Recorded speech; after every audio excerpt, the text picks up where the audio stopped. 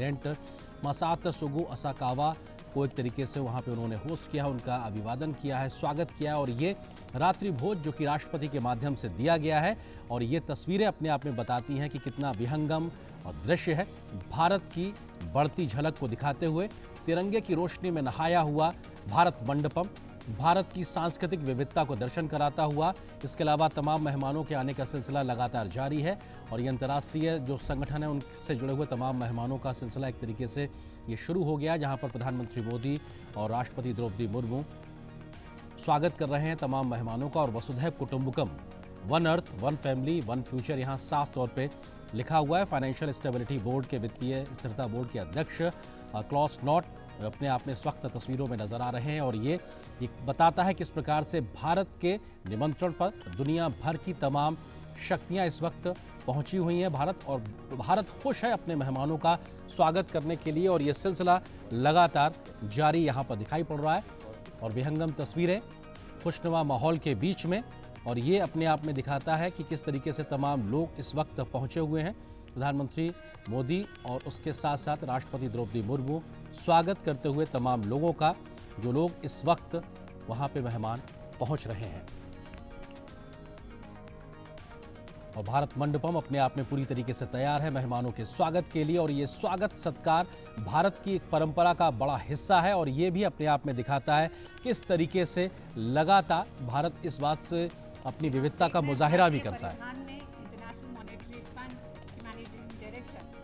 Kristalina Georgieva यहाँ पर पहुंच चुकी हैं, उनका भी स्वागत किया गया। और जब ये एयरपोर्ट पहुंची थी तो ये भारतीय नृत्य के साथ कहीं ना कहीं अपने आप को आगे जोड़ती नजर आई थी। वो बेहद खूबसूरत तस्वीरें हम लोगों ने इंटरनेशनल एयरपोर्ट से भी देखी थी, जब क्रिस्टलिना जॉर्जिवा जो कि IMF की मैनेजिंग डायरेक्टर हैं वो पहुंची थी। वो स्वागत से अभिभूत नजर आई थी और भारतीयता का जो एक तरीके से प्रदर्शनी वहां पे थी उससे वो अभिभूत थी। और उसके साथ खुद को जोड़ने से वो रोक नहीं पाई थी ऋतु, और वो अपने आप में एक बेहद खूबसूरत सी तस्वीरें थी।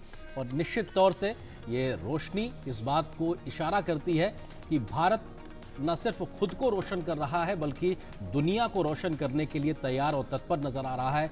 बढ़ती हुई ये रोशनी, सतरंगी रोशनी सबको समाहित करने का संकेत और संदेश भी देती है कि किस तरीके से भारत सबके साथ समावेशित विकास को लेकर आगे बढ़ने की बात कर रहा है। ऋतु, आप जिस बात का जिक्र कर रही थी, अफ्रीकी नेशंस को G20 में स्थायी सदस्य के तौर पर शामिल करना, सबकी आवाज को मंच देना, ये भारत की सोच है। और भारत हमेशा से सबको शामिल करके आगे बढ़ने का विचार को आगे बढ़ाता है। तो निश्चित तौर से ये तस्वीरें भी उस दिशा में आगे बढ़ती हैं जहां पर ये रोशन होता भारत मंडपम, और यहां से निकलती रोशनी दुनिया को शायद एक आशा की किरण देगी, तब जबकि तमाम चुनौतियों के बीच में समाधान का व्यवहारिक रास्ता। और यूनाइटेड नेशंस के सेक्रेटरी जनरल एंटोनियो गुटरेस साहब इस वक्त तस्वीरों में आप देख रहे हैं, राष्ट्रपति द्रौपदी मुर्मू, प्रधानमंत्री नरेंद्र मोदी उनका स्वागत इस्तकबाल करते हुए।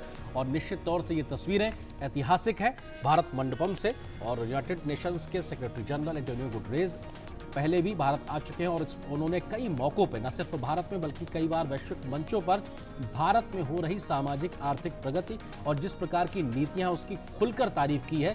140 करोड़ की जनसंख्या वाले देश में सोशियो इकोनॉमिक पॉलिसीज के माध्यम से बड़ा परिवर्तन लाना, प्रधानमंत्री मोदी के नेतृत्व की जमकर तारीफ वो कई मंच पे कर चुके हैं। और एक बार फिर से मौका है भारत अपने मेहमानों का स्वागत करने के लिए, और लगातार मेहमानों के आने का सिलसिला जारी है। ये रात्रि भोज देश की महामहिम राष्ट्रपति द्रौपदी मुर्मू जी ने आयोजित किया है। प्रधानमंत्री मोदी उनके साथ मौजूद हैं और सभी नेताओं का स्वागत करने के लिए। और ये तस्वीर अपने आप में बहुत कुछ बयां करती है, भारत, भारतीयता, इस सब का दर्शन कराती है। जी हाँ, हम देख रहे हैं कि जिस तरह से जब सुबह प्रधानमंत्री नरेंद्र मोदी स्वागत कर रहे थे सभी राष्ट्र अध्यक्षों का G20 के शिखर सम्मेलन की शुरुआत से पहले, तो जहां पे स्वागत कर रहे थे वहां जो कोणार्क चक्र था वो बताता है किस तरह से कि भारत लगातार प्रगति भी कर रहा है, भारत की संस्कृति सभ्यता को बताता है।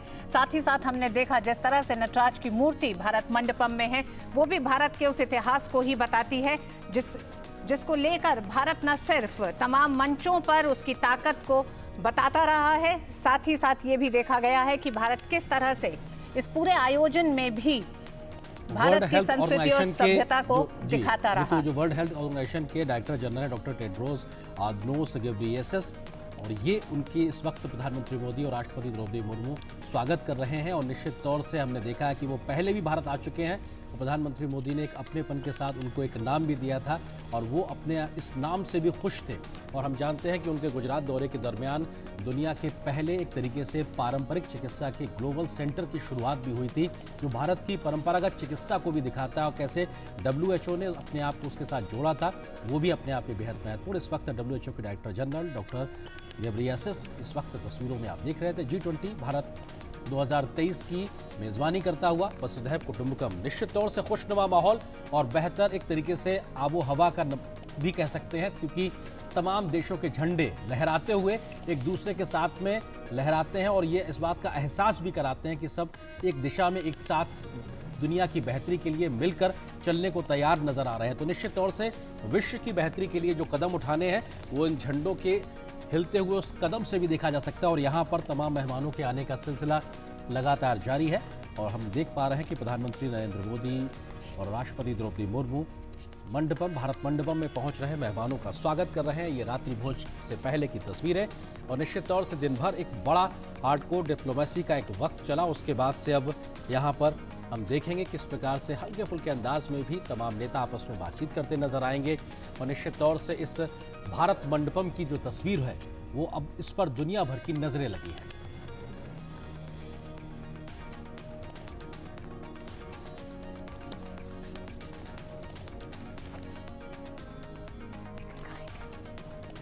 और हमारे साथ में दो खास मेहमान भी इस वक्त जुड़े हुए हैं। संजय भट्टाचार्य जी हैं, पूर्व वरिष्ठ राजनीतिक, इस वक्त हमारे साथ में स्टूडियो में। सर बहुत स्वागत है आपका जुड़ने के लिए। इसके अलावा शुभमोय भट्टाचार्य, वरिष्ठ आर्थिक पत्रकार हैं, वो भी हमारे साथ में जुड़े हुए हैं। आप दोनों का स्वागत है। मिस्टर भट्टाचार्य जी, सबसे पहला सवाल, क्योंकि नए भारत, विकसित हो रहे भारत की ये तस्वीरें अपने आप में बहुत कुछ बयां करती है। इस वक्त तस्वीरों में हम देख सकते हैं जो वर्ल्ड बैंक के प्रेसिडेंट हैं अजय बंगा साहब, जो कि एक तरीके से भारतीय मूल के हैं और उनके द्वारा इस प्रकार की जिम्मेदारी को निभाए जाना अपने स्पाउस के साथ में इस वक्त मौजूद, और राष्ट्रपति द्रौपदी मुर्मू, प्रधानमंत्री मोदी, उनके साथ में मौजूदगी, और ये दिखाता है कि कैसे विश्व की तमाम शक्तियों के प्रतिनिधि इस वक्त हमारे साथ मौजूद जुड़ रहे हैं भारत मंडपम में। जी संजय जी, क्या कहेंगे सर आप इन तस्वीरों को देखकर? ये एक बहुत ही महत्वपूर्ण क्षण है, क्योंकि G20 का जो लीडर्स डिक्लेरेशन कुछ ही समय पहले अडॉप्टेड हुआ था और अभी उस डिप्लोमेसी से आगे जाके अपना जो संस्कृति का बात है उसको हम आगे बढ़ाते हैं। आप देखेंगे कि G20 में इस बार अर्थनीतिक, अर्थशास्त्र के अलावा, राजनीतिक के अलावा जो हमारा जो कल्चरल पिलर है उसके ऊपर भी काफ़ी अहम महत्व दिया गया है। और ये एक वैसा ही प्रतीक है जो कि भारत बहुत मशहूर है अपने सिविलाइजेशन के लिए, अपने कल्चर के लिए, और ये एक वैसा मौका है जिसमें हम अपने आए हुए अतिथियों को उसका एक झलक दिखा पाए। बिल्कुल, जिस बात का आप जिक्र कर रहे हैं, भारत मंडपम पूरी तरीके से सजा हुआ है, रोशनी में नहाया हुआ है और ये यहाँ पर मिस्र के राष्ट्रपति अब्देल फतेह अल सीसी, जो कि हमारे भारत की G20 प्रेसिडेंसी में आमंत्रित देशों की श्रेणी में मिस्र के राष्ट्रपति इस वक्त पहुंचे। हम जानते हैं कि मिस्र की कुछ दिनों पहले प्रधानमंत्री मोदी ने यात्रा की थी और उस यात्रा के दरमियान दोनों ही देशों के बीच में संबंधों को आगे बढ़ाने के लिहाज से ये बेहद महत्वपूर्ण मौका था और कुछ समय में ही तमाम नेताओं की फिर से मुलाकात होना ये बढ़ते हुए संबंधों की गहराई को भी दर्शाता है। सर आप किस तरह से देखते हैं, कम समय में जब नेता एक दूसरे से मिलते हैं तो उसका एक ज़्यादा इम्पैक्ट नजर आता है? भट्टाचार्य जी। प्रेसिडेंट सीसी को देखकर मुझे बेहद खुशी हुई, क्योंकि मैं मिस्र में राजदूत रहा हूँ और हमारे जो संबंध है वो बहुत ही निकट और घनिष्ठ और मजबूत है। अभी कुछ दिन पहले हम लोगों ने उसको एक स्ट्रेटेजिक पार्टनरशिप का भी रूप दिया। मिस्र, सऊदी अरेबिया, एमिरेट्स, जो कि 3 बहुत ही महत्वपूर्ण अरब राज्य के प्रतिनिधि हैं, इस G20 में जब भाग ले रहे हैं। मिस्र एक इनवाइटी के रूप में और एमिरेट्स भी वैसे ही। तो ये हमें ये भी दर्शाता है कि भारत का जो इन इलाकों के साथ बहुत एक पुराना ऐतिहासिक रिलेशनशिप है, जो G20 से काफ़ी पुराना है और जो अपने ग्लोबलाइजेशन का जो किस्सा है उससे भी बहुत पुराना है। और कैसे एक तरफ से बायलैटरल का प्रगति होता है, रीजनल का रिलेशंस बनते हैं और ग्लोबलाइजेशन की और हम लोग ग्लोबल साउथ का एक वॉइस बन जाते हैं। जी सर, हाँ, ये जो तस्वीरें जो हैं, ये तस्वीरें बहुत कुछ कहती हैं। जिस तरह से हम देखते हैं कि जो भारत का एक जो भाव है अतिथियों के प्रति, वो प्रधानमंत्री के उस पूरे एक तरह से अंदाज में दिखाई देता है। बिल्कुल, और ये जो तस्वीरें हैं, क्योंकि हम प्रधानमंत्री और राष्ट्रपति के पीछे देख पा रहे हैं नालंदा की वो तस्वीर है, और ये भी भारत अपने आप से इस बात को दुनिया के सामने रख रहा है कैसे 5 से 12वीं सदी तक लगातार ये ऑपरेशनल था, और लोकतांत्रिक व्यवस्थाओं के माध्यम से, या कहा जाए शैक्षणिक व्यवस्थाओं के माध्यम से समृद्ध भारत की जो एक दुनिया तक एक छवि पहुंची थी, उसका एक बड़ा तरीके से कहा जा सकता है नालंदा उसकी एक प्रतिकृति रहा है। सर, किस तरह से आप देखते हैं, जब ये सिंबॉलिक ही नहीं होता, ये अपने आप में बेहद महत्वपूर्ण होता है, क्योंकि जब आप नालंदा का एक बैकड्रॉप रखते हैं पीछे, आप दुनिया को क्या संदेश दे रहे हैं? ये आप तो जानते होंगे कि नालंदा शायद विश्व का सबसे पुराना यूनिवर्सिटी रह चुका है जी। नालंदा, विक्रमशिल, तक्षशिला, ये ऐसे यूनिवर्सिटीज थे जहाँ पे देश विदेश से पूर्व से चीन, जापान, कोरिया, उस इलाकों से, और फिर पश्चिम से जहाँ की अरब देश अभी हैं, वहाँ से लोग यहाँ पे आते थे अध्ययन के लिए। और उस समय इतना एक कंपटीशन था कि नालंदा में कैसे वो लोग एडमिशन पाए, और उस समय का जो हमारा विज्ञान था, अपना जो फिलॉसफी था, जो हिस्ट्री का जो डायलेक्टिक्स था, उसका जो अध्ययन होता था, वो सारे विश्व में प्रभाव किया हुआ है जी। आज अगर आप देखें कि साउथ ईस्ट एशिया का जो राज्य है, जहाँ पे हिंदू और बौद्ध धर्म का बहुत भारी प्रभाव है, वो ऐसे ही यूनिवर्सिटी से बाहर चल सर, आपको विनम्रता से रुको, क्योंकि जब नालंदा की बात करते हैं, इस इलाके की बात करते हैं, तो भगवान बुद्ध और भगवान महावीर का नाम स्वतः मन में आता है, और भारत ये हमेशा से कहता है ये भगवान बुद्ध का जो शांति का संदेश है वो दुनिया भर में आगे बढ़ाता है। तो विश्व शांति की बात को वैश्विक मंचों पर सबसे मुखरता से रखने वाला देश भारत, अगर वो महावीर भगवान बुद्ध के नालंदा के लोकतांत्रिक व्यवस्थाओं के बैकड्रॉप में खड़े होकर विश्व नेताओं का स्वागत करता है, तो ये अपने आप में बहुत कुछ बयां करता है। और संभवतः मॉरिशस के प्रधानमंत्री इस वक्त मौजूद हैं, जिनका वो स्वागत कर रहे हैं, प्रधानमंत्री मोदी और राष्ट्रपति द्रौपदी मुर्मू जी, और निश्चित तौर से ये तमाम विश्व के नेताओं के आने का सिलसिला लगातार जारी है। जगन्नाथ का स्वागत किया जा रहा है, प्रधानमंत्री नरेंद्र मोदी और राष्ट्रपति द्रौपदी मुर्मू। हमारे साथ में शुभमोय भट्टाचार्य जी भी जुड़े हुए हैं। शुभमोय जी, ये भी बहुत महत्वपूर्ण होता है कि जब आप विश्व नेताओं का स्वागत कर रहे हैं, तो आपके पीछे की जो तस्वीर है वो भी एक बड़ा संदेश देती है कि आप आज नहीं, आप कितने पुराने विश्व गुरु रहे हैं, आपने दुनिया को क्या कुछ दिया है। लोकतांत्रिक व्यवस्थाएं आपकी आज की नहीं है, दुनिया में कितनी सदियों पुरानी है। शुभमोय जी। हाँ बिल्कुल, और साथ में आपकी जो प्रतिष्ठा वो सिर्फ आज ही से नहीं बनता है, वो आपके पुराने चाल चलन वगैरह सब कुछ से बनता है। और ये बहुत बड़ा चीज़ है कि भारतीय सभ्यता, भारतीय संस्कृति, जिसमें हम लाइफ का, हम खासकर जो इसका जिक्र G20 डिक्लेरेशन में किया गया है, ये लाइफ भारतीय व्यवस्था से कुछ अच्छी तरह से जुड़ा हुआ है कि एनवायरनमेंट, पॉजिटिव एनवायरनमेंट के साथ सस्टेनेबिलिटी मान के हम जो चलते हैं, उनका पूरा कनेक्शन इसी हमारे, यही हमारा धरोहर है। और ये एक बहुत बड़ा चीज़ है जिसको हमने इस बारी सामने रखने में सक्षम हुए हैं। और ये बहुत बड़ा, आप जैसे कनेक्शन कर रहे थे कि आप पुरानी सभ्यता के साथ नई सभ्यता, नई ऊर्जा, दोनों का मिश्रण एक बहुत बड़ा पहलू होगा। बिल्कुल, और एक बहुत बड़ा पहलू होगा, और कैसे दुनिया के सबसे बड़े कन्वेंशन सेंटर में भारतीयता साफ तौर से दिखाई पड़ रही है, झलक रही है, जहां पे अष्टधातु की मूर्ति के साथ में नटराज की मौजूदगी ये बताती है कि किस प्रकार की स्थितियां, परिस्थितियों के साथ में भारत ने अपने आप को विश्व गुरु के तौर पर स्थापित किया था। उसकी जड़ों में कहीं ना कहीं लोकतांत्रिक व्यवस्थाएं हैं, तमाम ऐसी व्यवस्थाओं के साथ में वो समाहित रहा है, जिसको लेकर दुनिया आज काफ़ी कुछ हासिल करने की कोशिश कर रही, क्योंकि परंपरागत चिकित्सा की बात हो या फिर अपना ज्ञान की बात हो। इस वक्त तस्वीरों में बांग्लादेश की प्रधानमंत्री शेख हसीना, उनका स्वागत करते हुए प्रधानमंत्री नरेंद्र मोदी और उनके साथ में राष्ट्रपति द्रौपदी मुर्मू, और निश्चित तौर से हमारे पड़ोसी मुल्क बांग्लादेश से आई हमारी प्रधानमंत्री शेख हसीना, और ये खुशनुमा तस्वीर। भट्टाचार्य जी, किस तरह से आप देखते हैं आप इसको? ये बहुत ही महत्वपूर्ण है।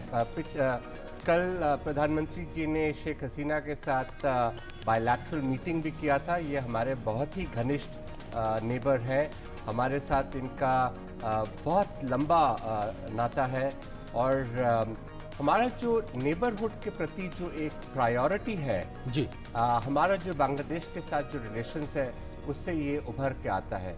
और एक और बंगबंधु चीज़ का मुझे जो ख्याल आया जी था, जी जी आप बात करिए। जो कि मैं कहना चाहता था कि जैसे आप देख रहे हैं ये लोग आ रहे हैं, इसमें एक और भी झलक आता है कि भारतीय प्रवासी जो हैं वो भी देश विदेश में जाकर एक बहुत इम्पोर्टेंट स्तर पर पहुंच चुके हैं। आपने देखा वो वर्ल्ड बैंक के चीफ जो है बंगा, वो वहाँ पे थे, वो प्रवासी हैं। अनिरुद्ध जगन्नाथ मॉरिशस के जो प्रधानमंत्री हैं, कुछ देर बाद आप देखेंगे कि यूके के भी प्रधानमंत्री आएंगे, वो भी प्रवासी है।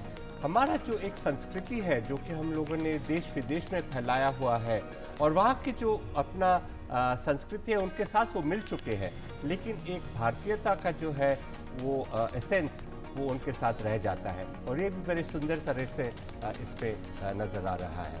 बिल्कुल, और ये अपने आप में तमाम तस्वीरें इस बात को बयां करने के लिए काफ़ी हैं कि कैसे भारत अपनी मेज़बानी में G20 की अध्यक्षता में वैश्विक समस्याओं के समाधान के लिए आगे बढ़ता नजर आया और एक कंसेंसस बनाता नजर आया। शुभमोय भट्टाचार्य जी भी हमारे साथ जुड़े हुए हैं। शुभमोय जी, आपको लगता है कि दिल्ली डिक्लेरेशन को लेकर सहमति बनना ये भी भारत की बढ़ती क्षमताओं को सीधे तौर से दिखाता है? शुभमोय जी। आर्यन जी, साथ दिल्ली डिक्लेरेशन ही नहीं, साथ में जो कुछ देर पहले जो प्रधानमंत्री जी ने जो India middle east Europe corridor, आर्थिक कॉरिडोर का जो प्रपोजल का जो घोषणा किए हैं, उसको मैं बहुत ही सिग्निफिकेंट मानता हूँ, क्योंकि ये कॉरिडोर एक पूरे दुनिया के जो शुभमोय जी, हम अपने दर्शकों को ये भी बताते चल रहे हैं कैसे कैसे करके एक एक मेहमान पहुंच रहे हैं। सिंगापुर के प्रधानमंत्री इस समय पहुंच चुके हैं, और प्रधानमंत्री हर अपने उस मेहमान को, पहुंचने वाले मेहमान को ये जरूर बता रहे हैं कि ठीक उनके बैकड्रॉप में जो नालंदा विश्वविद्यालय है, इसका इतिहास क्या है, किस तरह से इसको नष्ट किया गया, और भारत की शिक्षा के क्षेत्र में जो ताकत थी उसको लगातार प्रधानमंत्री अपने हर मेहमान से साझा कर रहे हैं। हमारे साथ स्टूडियो में जो तस्वीरों में हमने देखा कि अभी सिंगापुर के प्रधानमंत्री ली शिएन लूंग थे, और प्रधानमंत्री मोदी ने और राष्ट्रपति द्रौपदी मुर्मू ने उनका स्वागत किया, इस्तकबाल किया। और निश्चित तौर से ऋतु, आप जो बात कह रहे थे कि वो बैकड्रॉप अपने आप में मायने रखता है। आप एक इतना बड़ा जब इवेंट करते हैं तो आपको भारत की विविधता को दिखाना होता है। G20 की तमाम बैठकों के दरमियान हमने अपने तमाम शहरों में बैठकें की, लेकिन शिखर सम्मेलन दिल्ली में हो रहा है, बावजूद उसके हम अपने इतिहास से, अपनी संस्कृति से तमाम शिखर नेताओं को रूबरू करा रहे हैं। ये भी अपने आप में बेहद महत्वपूर्ण है। एम्बेसडर भट्टाचार्य, क्या आपको लगता है कि भारत ने जिस तरह से भारत मंडपम का जो पूरा एक तरह से तैयार किया है, उसमें नटराज की मूर्ति, सुबह ओडिशा का कोणार्क चक्र और अब नालंदा विश्वविद्यालय, भारत अपने उस इतिहास को भी इस दुनिया को दिखाना चाहता है, उस समृद्ध इतिहास को जिसमें शिक्षा, संस्कृति, परंपरा, सनातन सब कुछ समाहित है, और विश्व कल्याण के लिए हर चीज का इस्तेमाल किया गया। ये G20 का जो प्रोसेस हुआ है, ना सिर्फ शिखर सम्मेलन, लेकिन इससे पहले भी जितने सारे मीटिंग्स हुए हैं, इसमें बहुत सारे अनोखे रूप नजर आए हैं पहली बार। और ये भारत ने इसको दिखाया है कि हमारा जो डेमोक्रेटाइजेशन है अपने देश में, एक जो स्पिरिट ऑफ इंक्लूजन है, हमारा जो इंक्लूसिव डेवलपमेंट है, हमारा जो पार्टिसिपेशन है, वो चाहे युवा का हो, नारी का हो, ये सब अपना हम G20 में सारे विश्व में फैलाना चाहते हैं। और ये एक मिसाल के उदाहरण के तौर पे हम दिखा रहे हैं। हमारा जो संस्कृति बहुत ही समृद्ध है, बहुत ही इंस्पिरेशनल है, और इससे पीछे भी, जैसे कि मैं कह रहा था कि साउथ ईस्ट एशिया में, अरब राज्यों में, यूरोप का जो एनलाइटनमेंट हुआ वो भी इसी विज्ञान का डेवलपमेंट से हुआ। तो ये जो हम शेयर कर रहे हैं आज, ये एक महत्वपूर्ण चीज़ है, क्योंकि ये हम लोग पहली बार G20 का प्रेसिडेंसी है।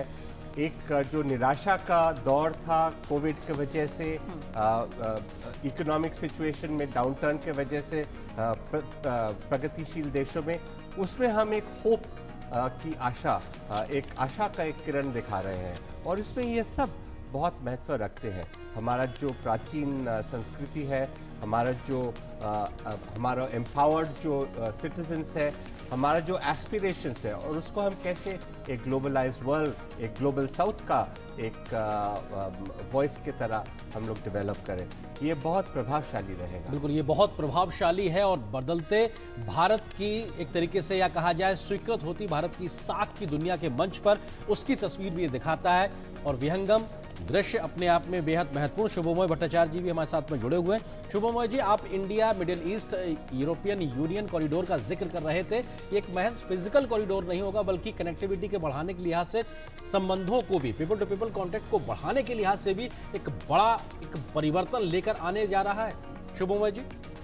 बिल्कुल, और इसको अगर आप हर पहलू में देखें, ये वाला जो कॉरिडोर जिसकी बातें हुई है, ये मैं इसीलिए कह रहा हूँ क्योंकि इसमें मेजबान भारत, साथ में सऊदी अरेबिया, अमेरिका राष्ट्रपति जो बाइडेन, हर तीनों का प्रेजेंस में ये कॉरिडोर का अनाउंसमेंट एक और दूसरा किसी प्रोजेक्ट से कहीं ज्यादा है, क्योंकि इसमें एक इकोनॉमिक अलायंस का, आपने कहा, बिल्कुल कहा कि लोगों को साथ में आने का ये भाव विनिमय, कल्चर वगैरह बहुत सारी चीजों का, और उसके पूरे सबके पीछे सशक्त एक आर्थिक बुनियाद जो कनेक्टिविटी का जो तैयार हो रहा है, ये इसके जो हर स्टेप्स हैं वो आने वाले दिनों में हमको दिखेंगे।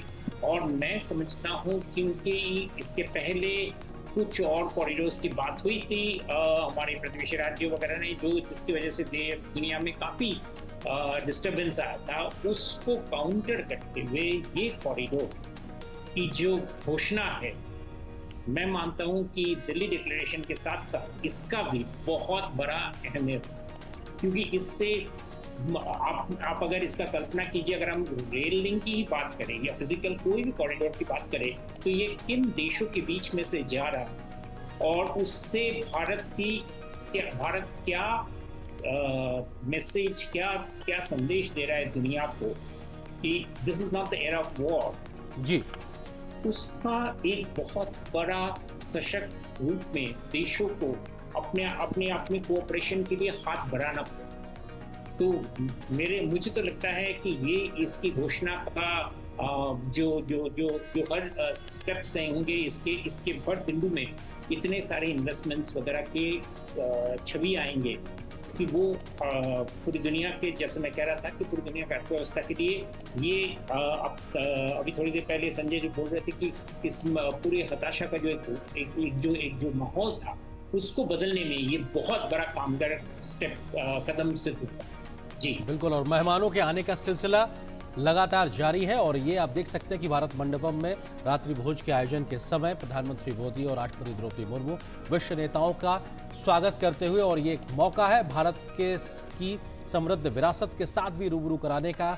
परिचय सिर्फ उस लिहाज से नहीं जहां पे दो देशों के नेता मिल रहे हैं, बल्कि दो देशों की संस्कृतियों को भी आपस में जोड़ने के लिहाज से बेहद महत्वपूर्ण। और वसुधैव कुटुंबकम का पीछे लिखा हुआ मंत्र अपने आप में बहुत कुछ बयां करता है। मिस्टर भट्टाचार्य जी, आपको लगता है कि अफ्रीकन यूनियन को एक स्थायी सदस्य के तौर पे भारत की प्रेसिडेंसी में शामिल कराना एक इतिहास लिखा गया, क्योंकि भारत की ये प्रयास था, और एक यूनियन आप भले ही कह दें, लेकिन वो 54-55 देश हैं और कितनी बड़ी आबादी है, उसको एक ऐसा मंच देना जहां पे वो विश्व के साथ में बैठ के बात रख सकता है। आपको लगता है कि इंक्लूसिव ग्रोथ की जब बात की जाती है या सबकी बात को मंच देने की जब बात भारत करता है, उसका एक उदाहरण या जीवंत उदाहरण आज देखने को मिला, इतिहास लिखा गया है?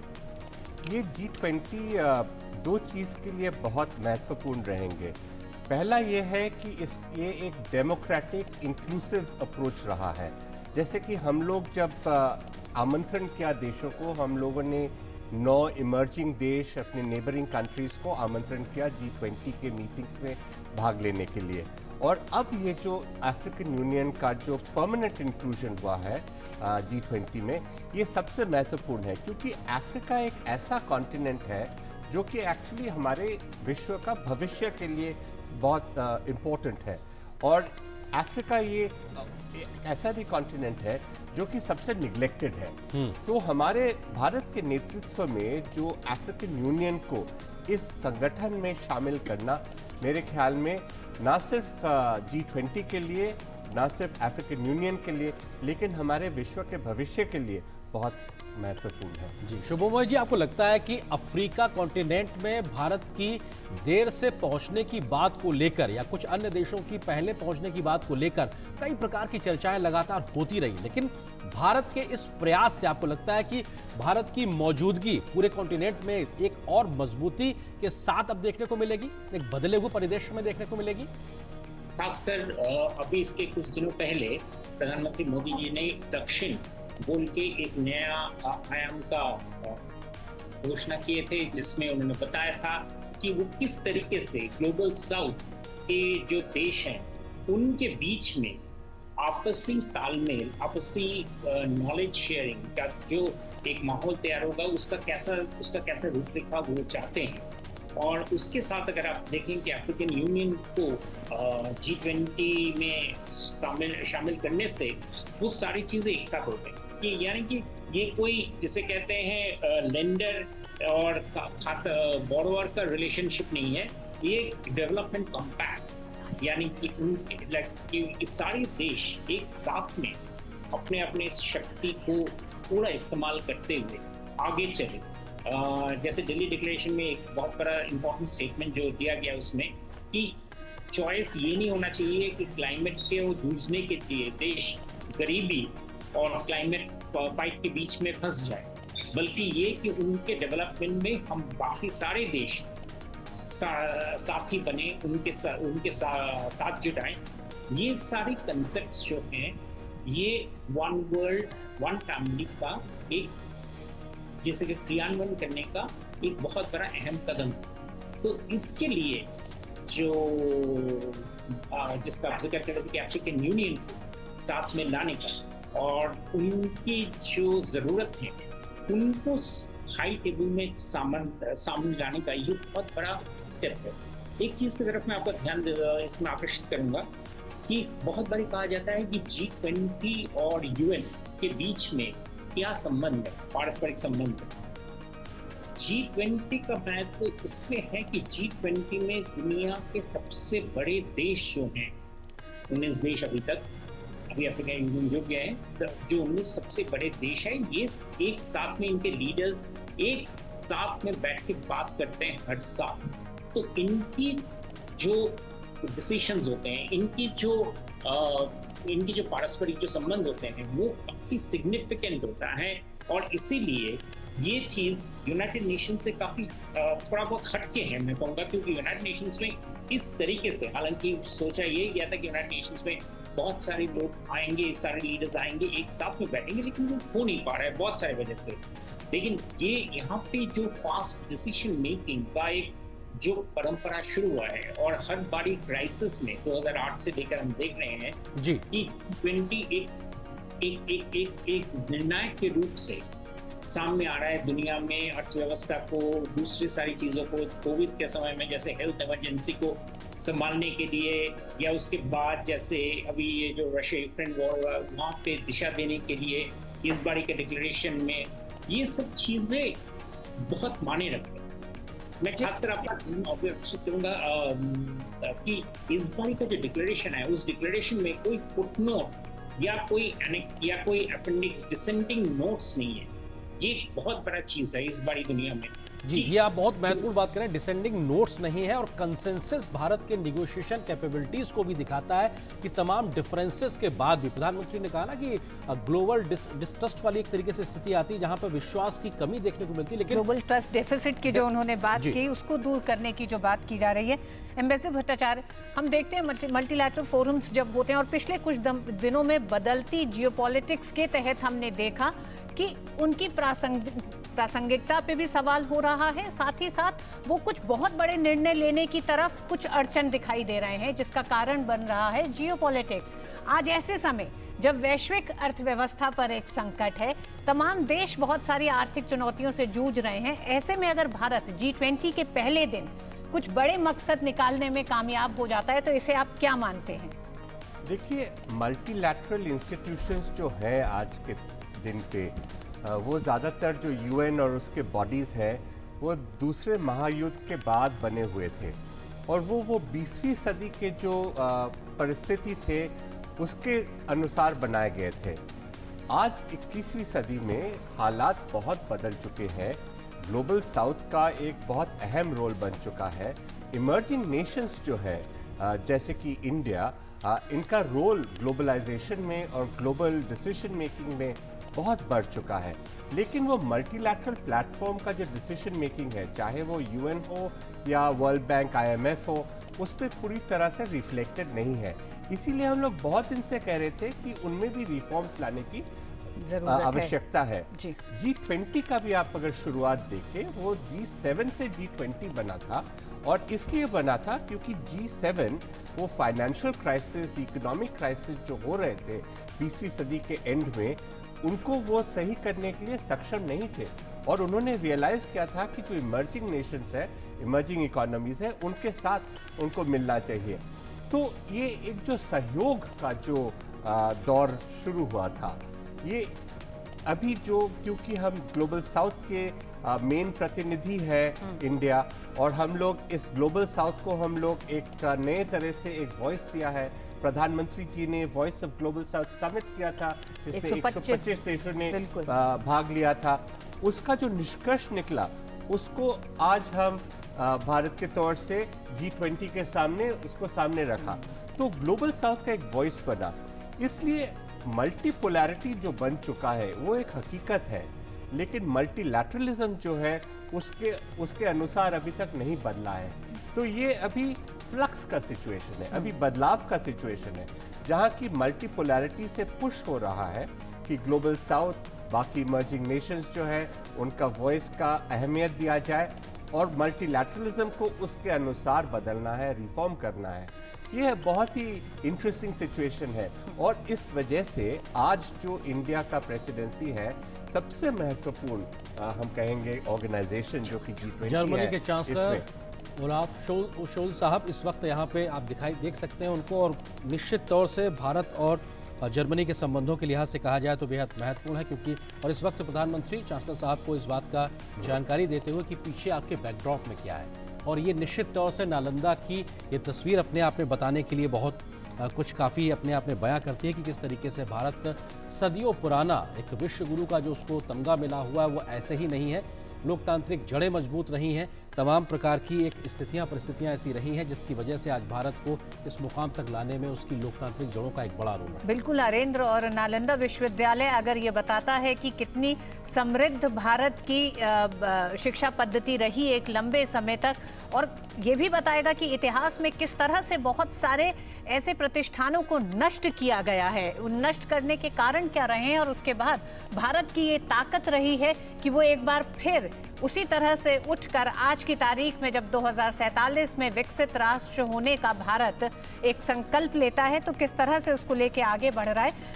एम्बेसडर भट्टाचार्य, हम बात कर रहे थे G20 में जो आज का दिन रहा, उसमें जो तमाम सफलताएं सामने आई हैं, इकोनॉमिक कॉरिडोर जो लॉन्च किया गया है, क्या आपको लगता है कि दुनिया के तमाम ऐसे दो देश इस समय बहुत सी आर्थिक चुनौतियों से जूझ रहे हैं, जिसमें कर्ज का संकट और उस जाल में फंसने का एक डर, और कुछ देश ऐसे जो फंस चुके हैं, उनके निकलने के रास्ते के तौर पर भी इस मंच ने, क्योंकि ये आर्थिक मोर्चे का एक पूरा ये मंच है, तो उसने एक समाधान निकाला है। साथ ही साथ प्रधानमंत्री ने जब कहा कि कनेक्टिविटी विभिन्न देशों के बीच आपसी व्यापार को तो बढ़ाती है, विश्वास को भी बढ़ाती है, लेकिन इसमें ये ध्यान रखना होगा कि तमाम देशों की संप्रभुता और अखंडता का सम्मान किया जाए, फाइनेंशियल वायबिलिटी को प्राथमिकता देना, उन्होंने कहा।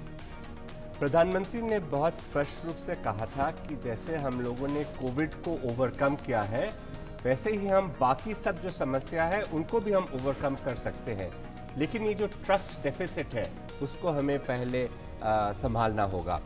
और इसके वजह से बहुत सारे जो इनिशिएटिव्स हैं, दो आपने इसका जिक्र किया, एक जो इकोनॉमिक कॉरिडोर जो कि मिडल ईस्ट से जा रहा है, ये बहुत महत्वपूर्ण है। शुभमय का जो राय था उससे मैं पूरी तरह सहमत हूँ कि ये एक बहुत इम्पोर्टेंट स्टेप है। अभी जो आप देखते हैं कि एनर्जी सिक्योरिटी की ओर से मिडल ईस्ट का रीजन्स बहुत ही इम्पोर्टेंट है, और अगर हम आगे डेवलपमेंट की ओर चले, सस्टेनेबल डेवलपमेंट की बात करते हैं, तो ये इकोनॉमिक एनर्जी सिक्योरिटी का जो अहम रोल है उसको और कंसोलिडेट करना चाहिए, उसमें और एफिशिएंसी लाने की ज़रूरत है। और ये जो कोलैबोरेशन हो रहा है भारत के बीच और मिडल ईस्ट और आगे जाके यूरोप और वेस्टर्न प्रांतों की ओर, ये बहुत जापान के इम्पोर्टेंट है। प्रधानमंत्री फुमियो किशिदा, और ये बहुत महत्वपूर्ण है क्योंकि उनके साथ में उनकी जो बेटर हाफ है वो अपने आप में भारतीय परिधान में नजर आ रही है। तो शायद आप बता पाएंगे ये कौन सी साड़ी है जो उन्होंने पहनी हुई है? निश्चित तौर ये से शायद बहुत ही सुंदर कांजीवरम साड़ी लग रहा जी। है, लेकिन आपको शायद पता होगा कि किशिदा का भारत के साथ बहुत पुराना रिश्ता है। वो यहाँ पे बहुत बार आ चुके हैं। उनके जो ग्रैंडफादर थे वो भी यहाँ पे आ चुके थे और भारत के साथ उनका बहुत गरीब रिश्ता था। एक जज पाल हुआ करते थे जिन्होंने एक राय निकाला था दूसरे महायुद्ध के बाद, जिसमें उन्होंने एक डिसेंटिंग वॉइस किया था और वो एक नेशनल हीरो माना जाते हैं जापान में। और जी। किशिदा का फैमिली इसमें भी कुछ बेनिफिशियरी है। वो भारत के साथ और प्रधानमंत्री के साथ उनका बहुत ही पर्सनल रिलेशनशिप है। सर ये भट्टाचार्य जो जी, जैसे तस्वीर सुबह थी, जी, हाँ जी, जो जी, जी। सुबह का जो मतलब वो जो पूरा माहौल था जिसमें बड़े सख्त और बड़े फैसले लेने थे, बड़ी वैश्विक चुनौतियां थी, लेकिन अब ये जो दृश्य हमें लगातार दिखाई दे रहे हैं, हमने कई राष्ट्राध्यक्षों और उनके साथ उनकी स्पाउसेस को देखा कि वो भारतीय परिधानों में दिखाई दे रही हैं। और ये जो एक अंदाज इस समय का है कितना महत्वपूर्ण होता है ऐसे मंचों पर, जब अंतर्राष्ट्रीय इस तरह के समिट होते हैं, सम्मेलन होते हैं, उसमें इस शाम के इस रात्रि भोज की क्या भूमिका रहती है? आपने देखा होगा बहुत लोग नमस्ते भी कर रहे हैं। जी। ये कोविड के दौरान हैंडशेक से नमस्ते का शिफ्ट जो है बहुत ही प्रोनाउंस्ड था और इंटरनेशनल गैदरिंग्स में जिनीवा में, न्यूयॉर्क में आप अक्सर देखते हैं कि आजकल लोग नमस्ते करते हैं हैंडशेक के बजाय। जी। ये भारत का एक और दान है, क्योंकि हमारा जो एक सभ्यता है उसको हम जैसे ही शेयर करते हैं बाकी लोगों से, वो उससे प्रभावित होते हैं। चाहे वो योग हो या आयुर्वेद, चाहे वो नमस्ते हो या अपना जो फिलॉसफी हो। हम कहेंगे कि आज का जो चर्चा हुआ दिन भर, जिसमें आप कह सकते हैं कि हाँ टफ नेगोशिएशंस था, लेकिन एक जो सहयोग का जो स्पिरिट था वो बहुत स्पष्ट नज़र आया। और हमने देखा कि सब ने मिलकर एक बहुत ही शानदार डिक्लेरेशन का घोषणा किया है। और उसके बाद ये अभी एक क्या कहते हैं कि रिजॉइस करने का समय है। जी। और भारत अपने सही रूप से इसका एक अनुभव दे रहे हैं। दिन भर की हार्डकोर डिप्लोमेसी के बाद में शाम को एंजॉय करने का वक्त है, ये बहुत महत्वपूर्ण बात करें। शुभमोय भट्टाचार्य जी भी हमारे साथ जुड़े हुए। शुभमोय जी, सस्टेनेबल डेवलपमेंट गोल्स को लेकर भी दिल्ली डिक्लेरेशन में साफ तौर से बात कही गई। आपको लगता है कि 2030 के जिस लक्ष्य को लेकर दुनिया चल रही है उसमें हम काफी पीछे चल रहे हैं, हमसे मतलब दुनिया की हम बात कर रहे हैं। ऐसे में एक बार फिर से विश्व मंच से इस बात को रेखांकित किया जाना भारत की ओर से और ज्यादा पुरजोर तरीके से उस बात को रखना, आपको लगता है कि दुनिया की प्राथमिकताओं में इस दिशा में और तेजी से कदम आगे बढ़ते नजर आएंगे? क्योंकि भारत का ट्रैक रिकॉर्ड इस दिशा में बहुत बेहतर है तमाम अन्य इवन विकसित देशों के माध्यम से भी अगर बात की जाए तो। बिल्कुल, और अब देखेंगे दिल्ली डिक्लेरेशन में कई अहम पैराग्राफ्स सस्टेनेबल डेवलपमेंट गोल्स के बारे में जिक्र करता है और साथ में चिंता भी जताता है कि हम मध्य अभी 2030 पहुंचने में 2023 में पहुंच गए हैं, यानी कि almost middle of the decade है। और मैं उसी डिक्लेरेशन से ही पढ़ रहा हूँ और जिसमें चिंता जाहिर किया गया है कि अभी भी एसडीजी के बहुत सारे गोल्स में आशानुरूप प्रोग्रेस नहीं हुआ। ये एक साधारण इस तरह के डॉक्यूमेंट्स में इस तरह के चिंता का बयान इस तरीके से नहीं किया जाता है, लेकिन ये करना, और फिर से वही बात है कि ये G20 का प्लेटफॉर्म है जहाँ पे this sort of the highest decision making body दुनिया में, तो इसके तरफ से ये चिंता जताना एक अपने आप ही दर्शाता है कि इसको कितना प्रमुखता दिया गया है, इसको कितना आगे अग्रसर होने के लिए कितने सारे स्टेप्स लिए गए हैं। इसलिए अगर आप देखेंगे कि आगे ये डिक्लेरेशन के चलते बहुत सारे पैराग्राफ्स में सस्टेनेबल डेवलपमेंट के जो पहलू हैं, सस्टेनेबल डेवलपमेंट गोल्स के जो टारगेट्स हैं, जो जिन देश जिस एजेंसीज को काम करना है उन पर जोर दिया गया है, उन पर आग्रह किया गया है कि वो अपना काम को और आगे बढ़ाए और फुर्ती से काम करे ताकि सस्टेनेबल डेवलपमेंट गोल्स के जो टारगेट्स हैं, और खासकर वो इतना ज़रूरी है क्लाइमेट चेंज के समय में कि एक तरफ तो क्लाइमेट चेंज के चलते ही बहुत सारे मुश्किलात दुनिया को सामने करना पड़ रहा है, उसके ऊपर अगर सस्टेनेबल डेवलपमेंट गोल्स के जो टारगेट्स हैं, यानी कि जो एग्जिस्टिंग जो कमियां हैं दुनिया में, जिसका जिक्र शुरुआत में किया गया, पॉवर्टी का, इनइक्वालिटी का, जेंडर इश्यूज का, इन सारी चीज़ों बिंदुओं का, इन सभी में जो कमियां हैं, तो वो अगर उनको अगर ठीक नहीं किया जाए तो दुनिया के लिए बहुत बड़ा चैलेंज बन जाता है। और चूंकि हम लोग, जैसे हम अभी इस वक्त जो बात कर रहे थे कि G20 दिशा निर्देश करने के लिए दुनिया में इससे बड़ा मंच नहीं है, हालांकि G20 कोई बाइंडिंग डिक्लेरेशन नहीं देते हैं, एक इंडिकेशन देते हैं, लेकिन वो इंडिकेशन ही काफ़ी है, क्योंकि इंडिकेशन अगर महत्वपूर्ण नहीं होते तो इन सारे देशों के जो लीडर्स हैं वो इस तरह के मंच पे अपने साथ खुद नहीं आते।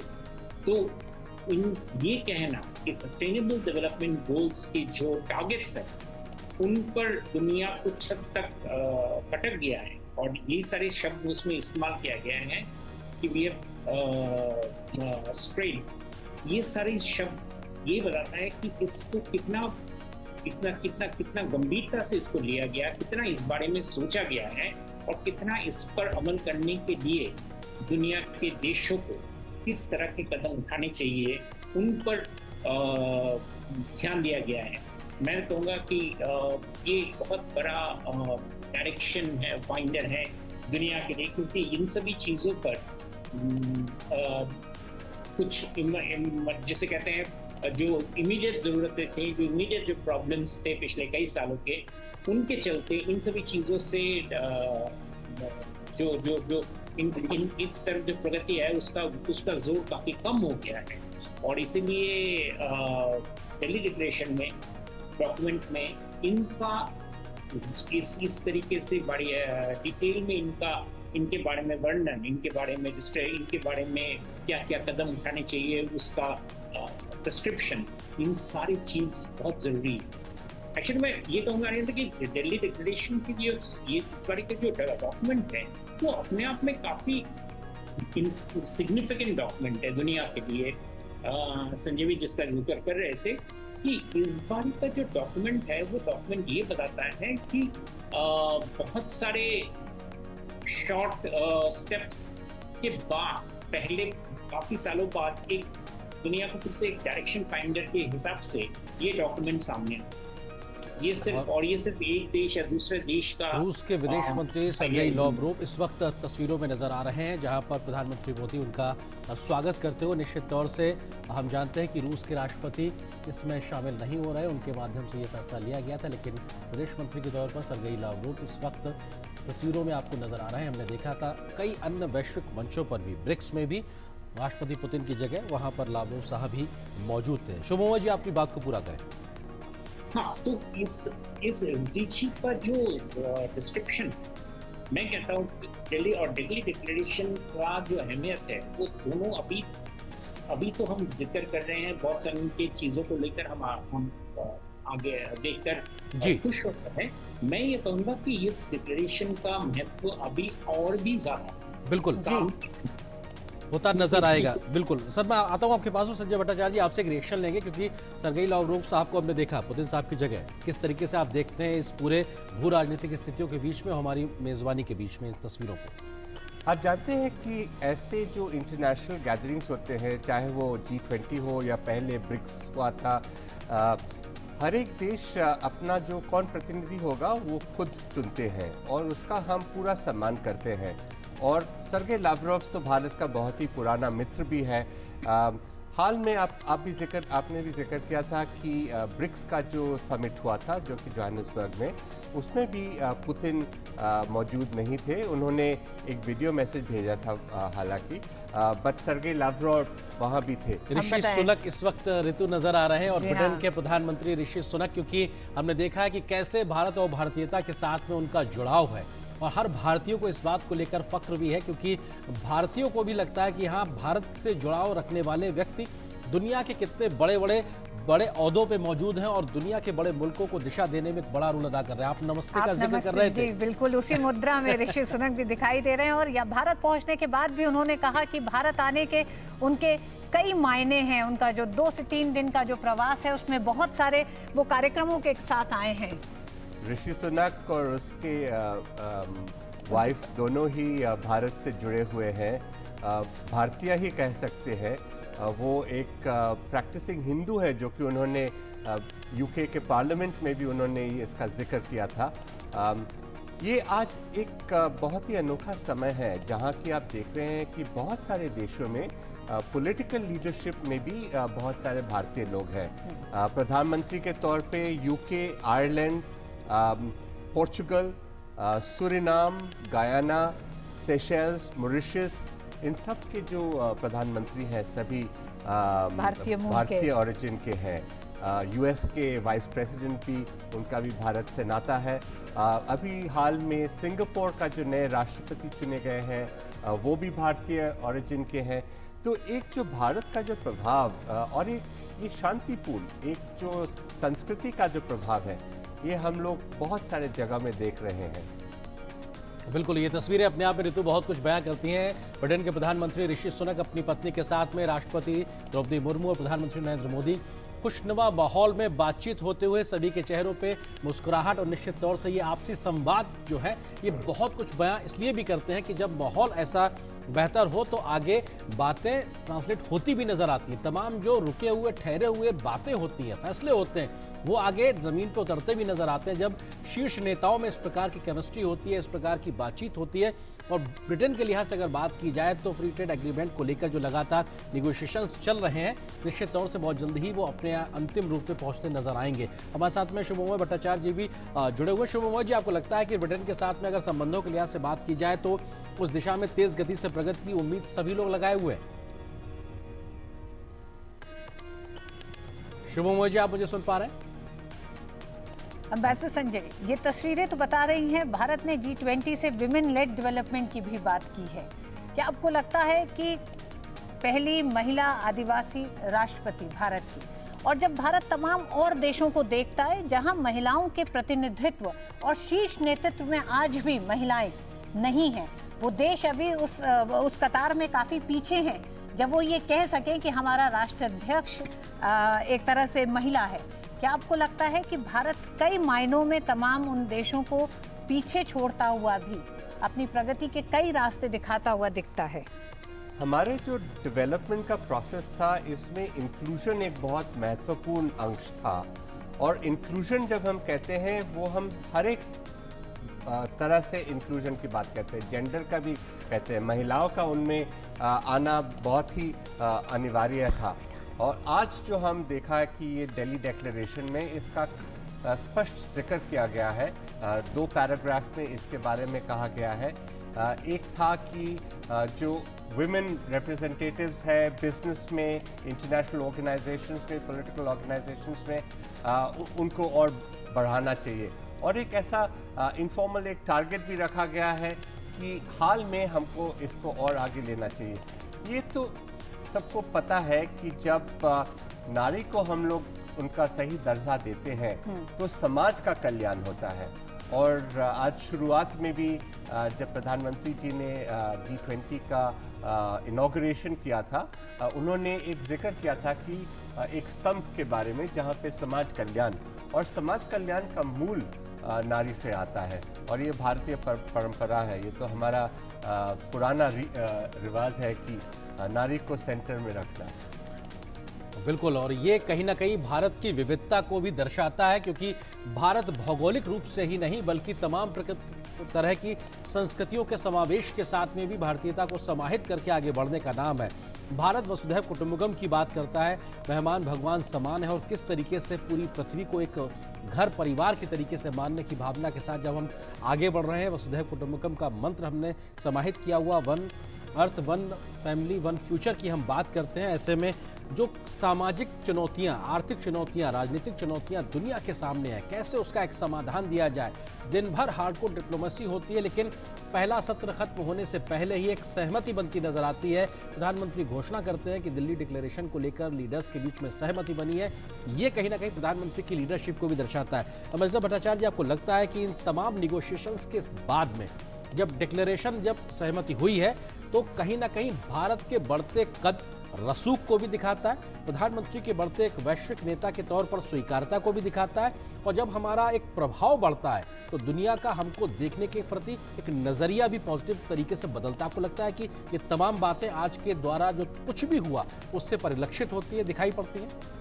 आप अगर इस बार का न्यू दिल्ली डिक्लेरेशन को देखें, और पहले भी इसका जिक्र हुआ था कि इसमें कोई रिजर्वेशंस नहीं है, कोई ऑब्जेक्शंस नहीं है, ये एक यूनानिमस कंसेंसस बेस्ड डॉक्यूमेंट है। ये ऑब्वियसली एक हमारा जो डिप्लोमेसी का, हमारे नेगोशिएशंस का, हमारे लीडरशिप का एक प्रतीक है।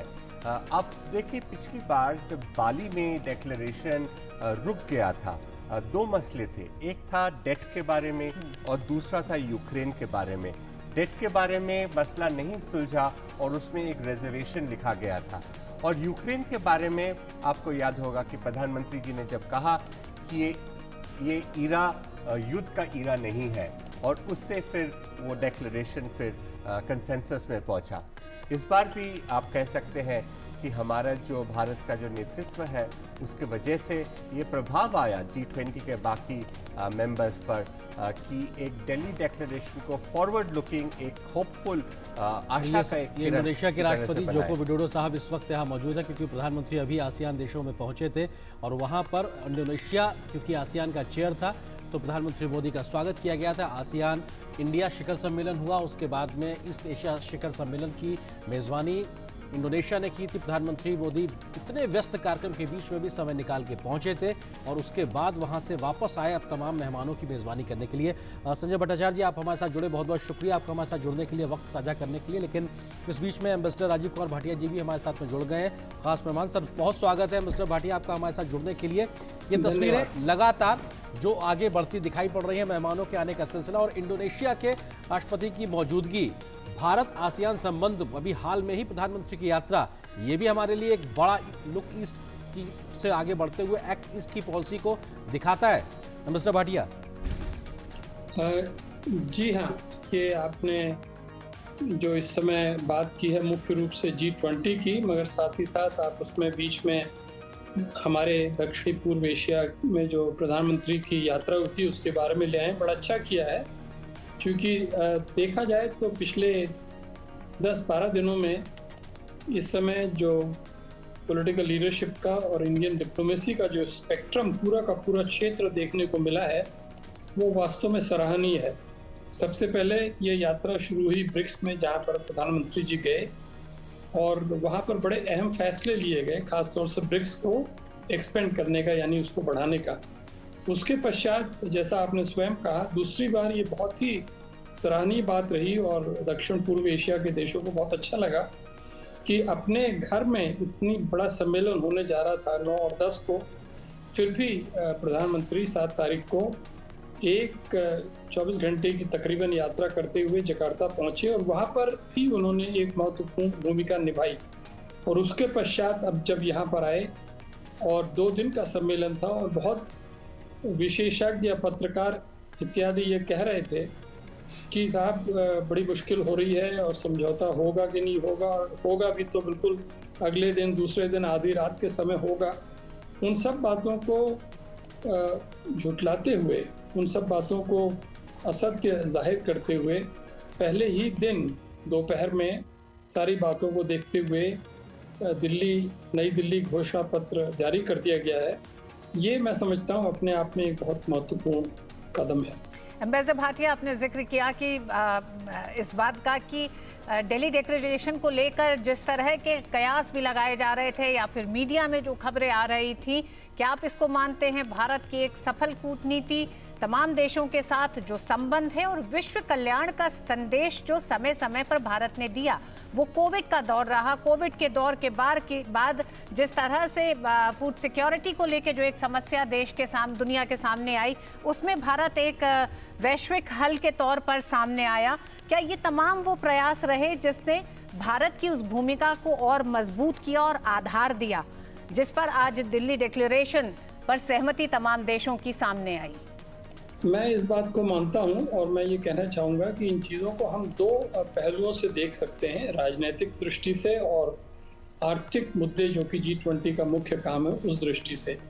तो राजनीतिक दृष्टि से भारत का जो इस समय दृष्टिकोण है वो वास्तव में एक मिडिल पाथ को फॉलो करने का रहा है, और ये खास तौर से जब यूक्रेन का युद्ध हुआ तो उस समय देखा गया था, और आज उसका नतीजा है कि हम रूस का समर्थन प्राप्त कर सके। रूस को कभी भी हमने कितना ही प्रेशर पड़ा दिल्ली के ऊपर, भारत के ऊपर, मगर उसको हमने उसकी पब्लिक रूप में आलोचना नहीं करी। जो कुछ भी हमें उससे कहना था हमने अंदरूनी तरीके से कहा, और साथ ही साथ ये कहा कि रूस एक बड़ा देश है, हमारा मित्र है, उसकी हम आलोचना नहीं कर सकते। उसका जवाब ये हुआ कि आज रूस ने जब ये देखा कि भारत के लिए, G20 के लिए, दुनिया के लिए ये घोषणा पत्र जारी करना ज़रूरी है, तो उन्होंने अपना सहयोग दर्शाया। और जो ही उन्होंने अपना सहयोग दर्शाया, दूसरा देश जिससे थोड़ा भय था, जिससे चिंता थी, चीन, वो भी सामने आया और उसने भी समर्थन जाहिर कर दिया। तो ये तो हुआ राजनीतिक और कूटनीतिक दृष्टि से। जी। आर्थिक दृष्टि से हम ये जरूर कह सकते हैं कि जो भी हमने 7-8 मुख्य मुद्दे चुने थे, हमारी सरकार ने जो मुख्य मुद्दे चुने थे, वो सब ऐसे मुद्दे थे जिसके ऊपर दुनिया के एक बहुत बड़ा हिस्सा जो है, जिसे ग्लोबल साउथ कहते हैं, उसके हितों की रक्षा को ध्यान में रखते हुए बनाया गया था। ये मात्र भारत के लिए नहीं था, विकासशील देशों के लिए था। फ्रांस के राष्ट्रपति इमैनुअल मैक्रो। एम्बेसडर भाटिया, आपको जरा सा रोकना चाहेंगे, इन तस्वीरों के बारे में बात कर लें और फिर हम आपके पास सवालों पर आते हैं। फ्रांस के राष्ट्रपति, और हमने ध्यान है कि अभी जुलाई महीने में ही प्रधानमंत्री मोदी की फ्रांस की यात्रा हुई थी, जहां पर वो वहां पे मेहमान बने थे और उनको वहां का सर्वोच्च नागरिक सम्मान भी मिला था, और ये भारत और फ्रांस के बढ़ते रिश्तों को दर्शाता है। और इस वक्त प्रधानमंत्री मोदी फ्रांस के राष्ट्रपति इमैनुअल मैक्रों जी को समझाते हुए कि पीछे बैकड्रॉप में क्या है। ये बैकड्रॉप में नालंदा की तस्वीर है। नालंदा वो ज्ञान का कुंज है जो कितने सदियों पहले एक तरीके से भारत ने स्थापित किया था, जिससे न सिर्फ भारत बल्कि पूरा क्षेत्र कहीं ना कहीं उसको ज्ञान मिलता था। और वहाँ पे भगवान बुद्ध, भगवान महावीर इस पूरे इलाके के लिहाज से अगर देखा जाए तो वो भी दिखाई पड़ते हैं। और जब भारत ये कहता है कि ये युद्ध का नहीं, बुद्ध की बात को मानते हुए शांति को स्थापित करने का युग है, तो ये निश्चित तौर से उस तस्वीर से भी निकलती हुई एक उम्मीद की किरण है, जो आज दिखाती है कि हम उतने पहले भी अपने मूल्यों के साथ जुड़े थे। सदियों पुरानी 5वीं से 12वीं शताब्दी के बीच अगर लिहाज से बात की जाए, और आज भी हम उन लोकतांत्रिक परंपराओं के साथ आगे बढ़ते नजर आ रहे हैं। और फ्रांस के साथ भारत की बढ़ती दोस्ती ये अपने आप में दिखाता है किस प्रकार से भारत और फ्रांस के रिश्तों में एक नई गहराई आई है।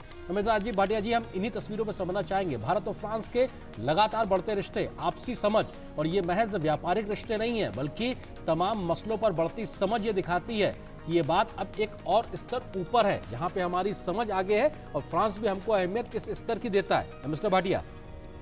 जी हाँ, फ्रांस हमारे लिए एक बहुत महत्वपूर्ण सामरिक पार्टनर के रूप में न केवल आज या कल से, बल्कि बहुत वर्षों से रहा है।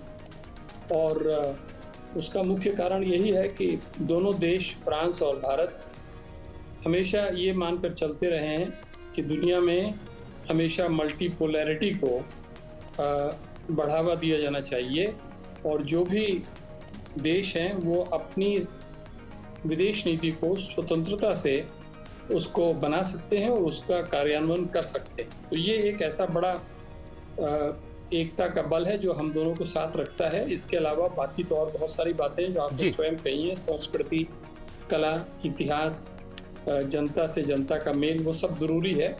और मैं विशेष रूप से कहना चाहूँगा कि फ्रांस के बारे में थोड़ा बहुत मैं जानता हूँ। सबसे पहली पोस्टिंग मेरी भारतीय एम्बेसी पेरिस में ही हुई थी जी। वहाँ पर फ्रेंच भाषा सीखने का अवसर मिला था, और उस ज़माने से आज के ज़माने तक फ्रांस में जो भारत के प्रति दृष्टिकोण है, भारत के प्रति जो परसेप्शन से छवि है, वो पूरी तरह से बदल चुकी है। और इसमें कोई संदेह नहीं है कि आज जो सम्मेलन हुआ है उसकी सफलता में हमारे जो मुख्य देश हैं उनका हाथ रहा है। फ्रांस का जरूर इस बारे में सर मैं एक चीज इसी अहम के साथ भूमिका आपसे रही जोड़ होगी। के पूछना चाहूंगा, क्योंकि India middle east European economic corridor की भी आज लॉन्चिंग हुई है, इसकी शुरुआत हुई है। फ्रांस के राष्ट्रपति की भी मौजूदगी वहां पे थी, तमाम विश्व नेताओं के साथ में।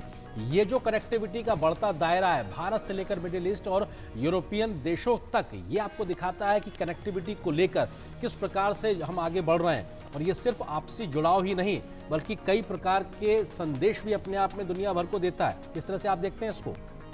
जी हाँ, वेस्ट एशिया जो है, या जिसे मिडिल ईस्ट कुछ लोग कहते हैं, ये एक ऐसा क्षेत्र है जो कि यूरोप और भारत के बीच में है। भारत का इससे ऐतिहासिक संबंध रहा है।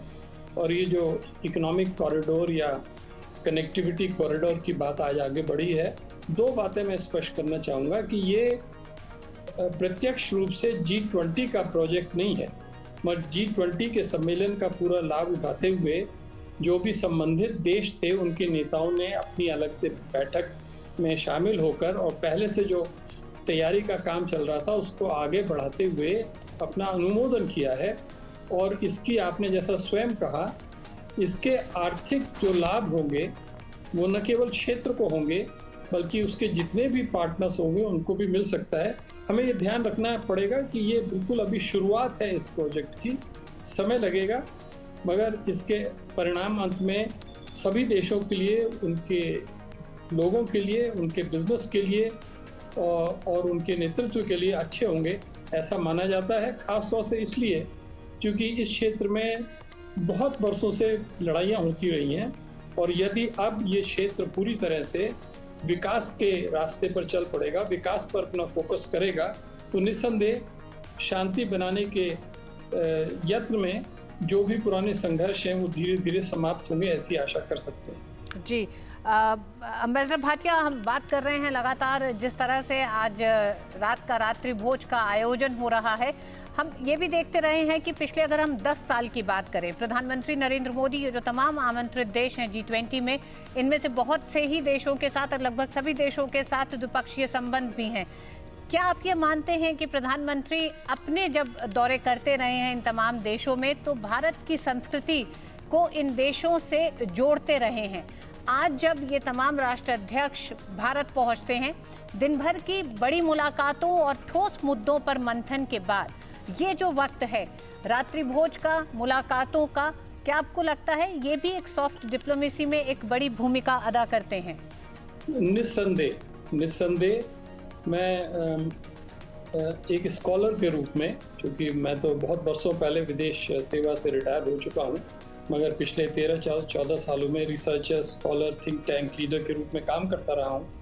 तो स्कॉलर के रूप में मैं ये कह सकता हूँ कि आज भारत के पास एक फॉरेन पॉलिसी प्राइम मिनिस्टर है, यानी एक ऐसा प्रधानमंत्री जो बहुत सक्रिय विदेश नीति में विश्वास रखने के लिए सारी दुनिया में जाना जाता है। और ये विशेष रूप से एक हमारे लिए बड़ा एसेट है, क्योंकि प्रधानमंत्री ने दुनिया के विभिन्न क्षेत्रों के नेताओं से एक बहुत गहरे व्यक्तिगत संबंध बना लिए और उसका परिणाम ये है कि अगर कोई मसला अधिकारियों के स्तर पर, डिप्लोमेट्स के स्तर पर नहीं सुलझ पाता है, तो जब राजनीतिक नेताओं के स्तर पर जाता है तो उसको सुलझने में बहुत ज़्यादा समय नहीं लगता है। और ये आज ही हमने देखा, जब आज इतिहास बना, जैसा मैं कह रहा था कि एक तरफ तो लोग सोच रहे थे कि साहब दूसरे दिन के अंत में 12 बजे रात तक भी अगर घोषणा पत्र छप जाए तो बहुत बड़ी चीज़ होगी, मगर तकरीबन 24 घंटे पहले इस परिप्रेक्ष्य में कि पिछले 9 महीनों में ना ऑफिशियल स्तर पर ना ही मंत्रियों के स्तर पर एक भी not a single consensus document had emerged. तो उस परिप्रेक्ष्य में हमें सोचना पड़ेगा कि कैसे एकाएक इतने बड़े मामलों पर सारे पूरे 100% कॉन्सेंसस से समझौता हो गया। और इसमें कोई संदेह नहीं है कि स्कॉलर्स मानेंगे कि इसमें प्रधानमंत्री की भूमिका अहम भूमिका है हमारे देश के राजनीतिक मिस्टर भाटिया, नेतृत्व की एक भूमिका चीज़ है। मैं इस वक्त आपसे ज़रूर समझना चाहूँगा, क्योंकि हम देखते हैं कि जब डिप्लोमेसी की बात होती है तो उसमें बहुत सिंबलिज्म भी एक तरीके से दिखाई पड़ता है, जहाँ एक प्रतीकात्मक एक बहुत मायने रखती हैं वस्तुएं और चीज़ें। इस वक्त हम रात्रि भोज का जिक्र कर रहे हैं, तो मेन्यू में खाने की मेज पर क्या क्या चीज़ें हो सकती हैं, इसको लेकर आपको लगता है कि भारत जिन बातों को आगे रखता रहा है, क्योंकि मिलेट्स की बात करते हैं हम, श्री अन्न की बात करते हैं, आपको लगता है कि ये तमाम चीज़ें भी कहीं ना कहीं उस मेज, खाने की मेज पर होंगी जो भारत दुनिया के सामने रखना चाहेगा कि साहब ये भी समाधान है, अगर आप मिलेट्स के माध्यम से आगे बढ़ेंगे तो खाद्य सुरक्षा भी होगी, इसके अलावा आप पर्यावरण संतुलन भी बना सकते हैं। आप श्री अन्न के तरीके से भारत ने कैसी अपनी योजनाओं में इसको शामिल किया है, इसका भी एक संदेश हो सकता है। आपको लगता है कि ये तमाम चीज़ें कहीं ना कहीं शामिल हो सकती हैं? ये बहुत सारी नई बातें हैं जो कि हमारी डिप्लोमेटिक कंडक्ट में सामने आई हैं, और उसका मुख्य कारण मैं समझता हूँ यही है जो मुझे अभी 3-4 दिन पहले एक प्रश्न का उत्तर देते हुए विदेश मंत्री डॉक्टर एस जयशंकर ने स्वयं मुझे बताया था, और वो यही था कि जो हम देश में अपनी नीतियों का पालन कर रहे हैं उसी से जुड़कर हम विदेश नीतियों का पालन करें। यानी उदाहरण के रूप में यदि हम सामाजिक न्याय को लाने का भारत में प्रयत्न कर रहे हैं तो वही हम प्रयत्न बाहर भी करें। तो या जो हम चीज़ें जिसका हम कह रहे हैं या उपदेश दे रहे हैं उसको हम कार्यान्वित भी करें। तो मुझे मालूम है कि मीडिया का बहुत रुचि है कि भाई आज का मेन्यू रात्रि भोज का मेन्यू क्या होगा, तो इस बारे में आपको अच्छी तरह से पता है कि ये सब कुछ निर्णय मेजबान अंत में लेते हैं। राष्ट्रपति ने स्वयं उनसे सलाह लेकर मेन्यू बना होगा, सारी तैयारियां हुई होंगी, और यदि उसमें हमने कुछ नई चीज़ें रखी हैं, मिलेट के बारे में कुछ डिशेस बनाई हैं, तो ये पहली दफ़ा नहीं होगा, पहले भी हाल के हफ्तों में ये बात की गई है, और उसका एक प्रतीकात्मक महत्व है, सिंबॉलिक इम्पोर्टेंस है, और मैं समझता हूँ कि ये भी हमारे जो मेहमान हैं वो उसको अच्छी तरह से देखेंगे और समझेंगे। सर, अभी हमारे प्रधानमंत्री जब हाल के समय में अमेरिका गए थे तो हमने देखा था कि जब स्टेट डिनर के समय जो खाना परोसा गया था उसमें भारतीय रंग साफ तौर से दिखाई पड़ रहे थे। भारत के प्रतीकों को भी किस तरह से खूबसूरती से सहेजा गया था, क्योंकि एक मौका होता है कि आपको अपने आप को प्रदर्शित करने का, मेहमानों के सामने रखने का, और कैसे आपका एक डाइवर्स कल्चर है उसको भी कहीं ना कहीं समाहित करके आगे बढ़ने का। तो निश्चित तौर से ये भले ही खाने की मेज होगी, लेकिन उसके माध्यम से भी आप भारत की विविधता को शोकेस कर सके, बता सके कि साहब हमारे अंदर या हमारी जड़ों में इस प्रकार की एक मजबूती शामिल रही है, और उसका हम एक प्रदर्शन आपके सामने कर सकते हैं आपके खान पान के लिहाज से भी। हाँ, मैं इस बात का अनुमोदन करता हूँ, और दोनों तरफ से एक अगर अच्छा दृष्टिकोण रहे, मेज़बान की तरफ से और मेहमान की तरफ से, जो सत्कार करने वाला है उसकी तरफ से और जो अतिथि है उसकी तरफ से, चाहे वो रात्रि भोज वॉशिंगटन में हो रहा हो या पेरिस में हो रहा हो या दिल्ली में हो रहा हो, हमारा सबसे बड़ा धर्म ये है कि अतिथि को हम प्रसन्न करके उसको सुविधा के अनुसार उसको अपने घर में अच्छी तरह से सत्कार करके वापस करें।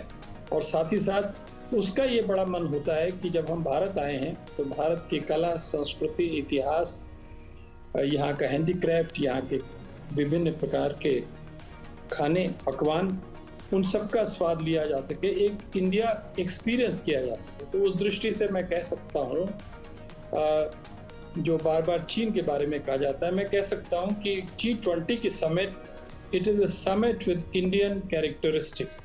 यानी ये एक ऐसा सम्मेलन है जो भारत की पूरी छवि से जुड़ा हुआ है, उन दोनों चीज़ों को अलग नहीं किया जा सकता है।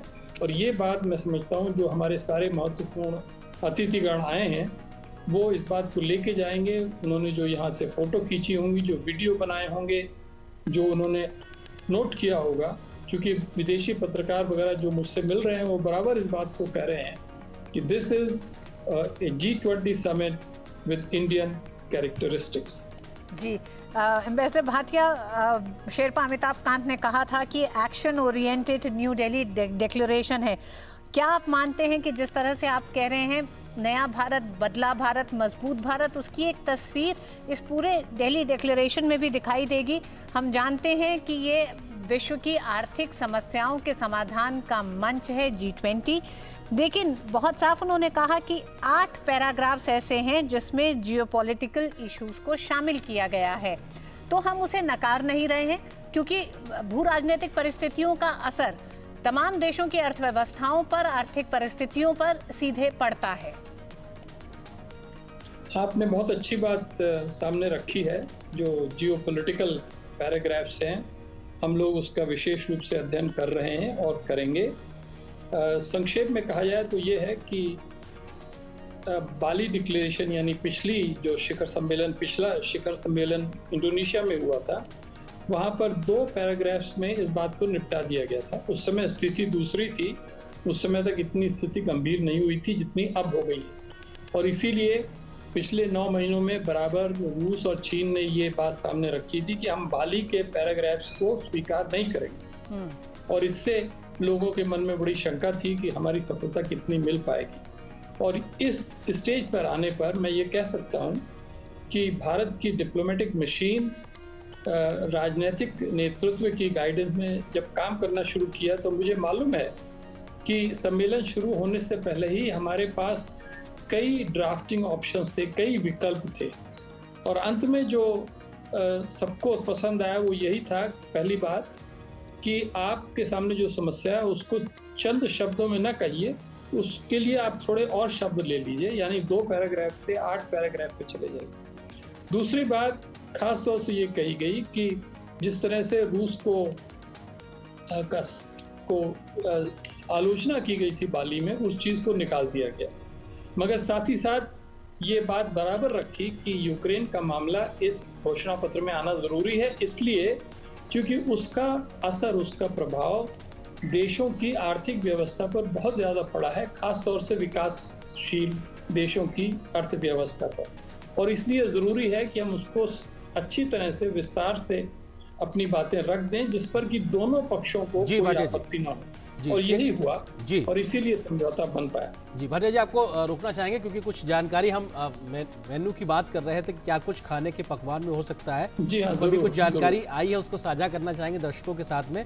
शुरुआती व्यंजन के तौर पर पात्रम का जिक्र है, ताजी हवा का झोंका, दही के गोले और भारतीय मसालेदार चटनी के से सजे कंगनी श्री अन्न लीफ क्रिस्प, इसका जिक्र किया गया। मुख्य भोजन के लिहाज से अगर बात की जाए तो वन वर्णम, मिट्टी के गुण वाला, ये इस प्रकार के तमाम चीज़ें हैं जिसमें ग्लेट्स फॉरेस्ट मशरूम, कुटकी श्री अन्न क्रिस्प और करी पत्ते के साथ तैयार केरल लाल चावल के साथ परोसे गए कटहल गैलेट्स, यानी कि इस प्रकार के तमाम भारतीय व्यंजनों का भी एक तरीके से वहाँ पे प्रदर्शन होगा। और भारतीय रोटियों के लिहाज से बात की जाए तो मुंबई पाव का भी वहाँ पर परोसा जाएगा। कलौंजी के स्वाद वाले मुलायम एक तरीके से जो बनाए जाते हैं उसका एक तरीके से जिक्र रहेगा।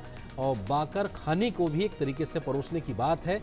और ये मुख्य भोजन के लिहाज से बात है, इसमें इलायची के स्वाद वाली मीठी रोटी हुआ करती है, ये हमारे मेहमानों को परोसने की बात। साथ ही साथ मिष्ठान की अगर बात की जाए तो मधुरिमा स्वर्ण कलश का इसका नाम है, इस लिहाज से इसको परोसा जाएगा।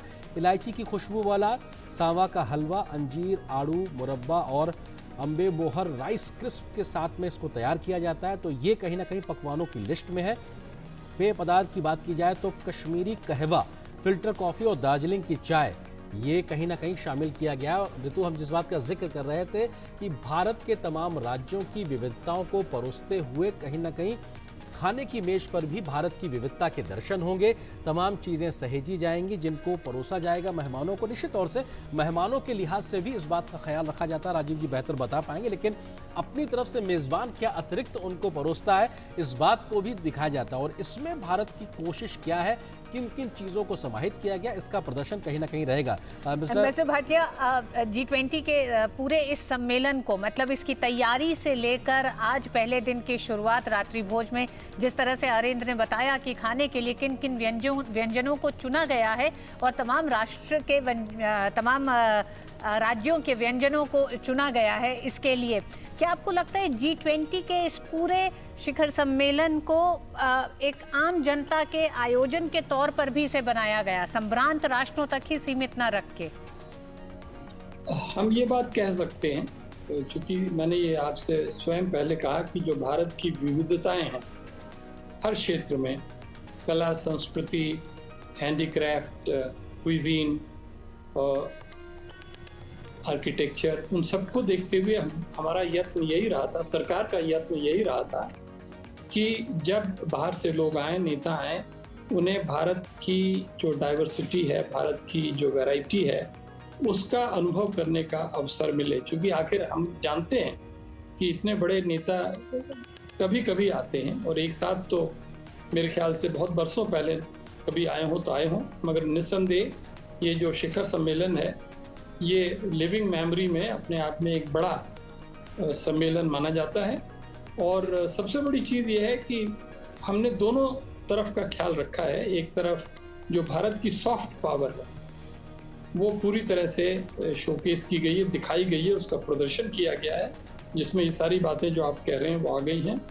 दूसरी तरफ जो भारत की इंटेलेक्चुअल और डिप्लोमेटिक पावर है, डेक्सटेरिटी है, चतुरता है, वो भी सामने आ गई है। सारे डिप्लोमेट्स भारत के और पत्रकार सारे इस बात को मानेंगे कि जिस तरह से हमारी टीम ने काम करके एक घोषणा पत्र बनाया, बहुत अच्छी बात थी।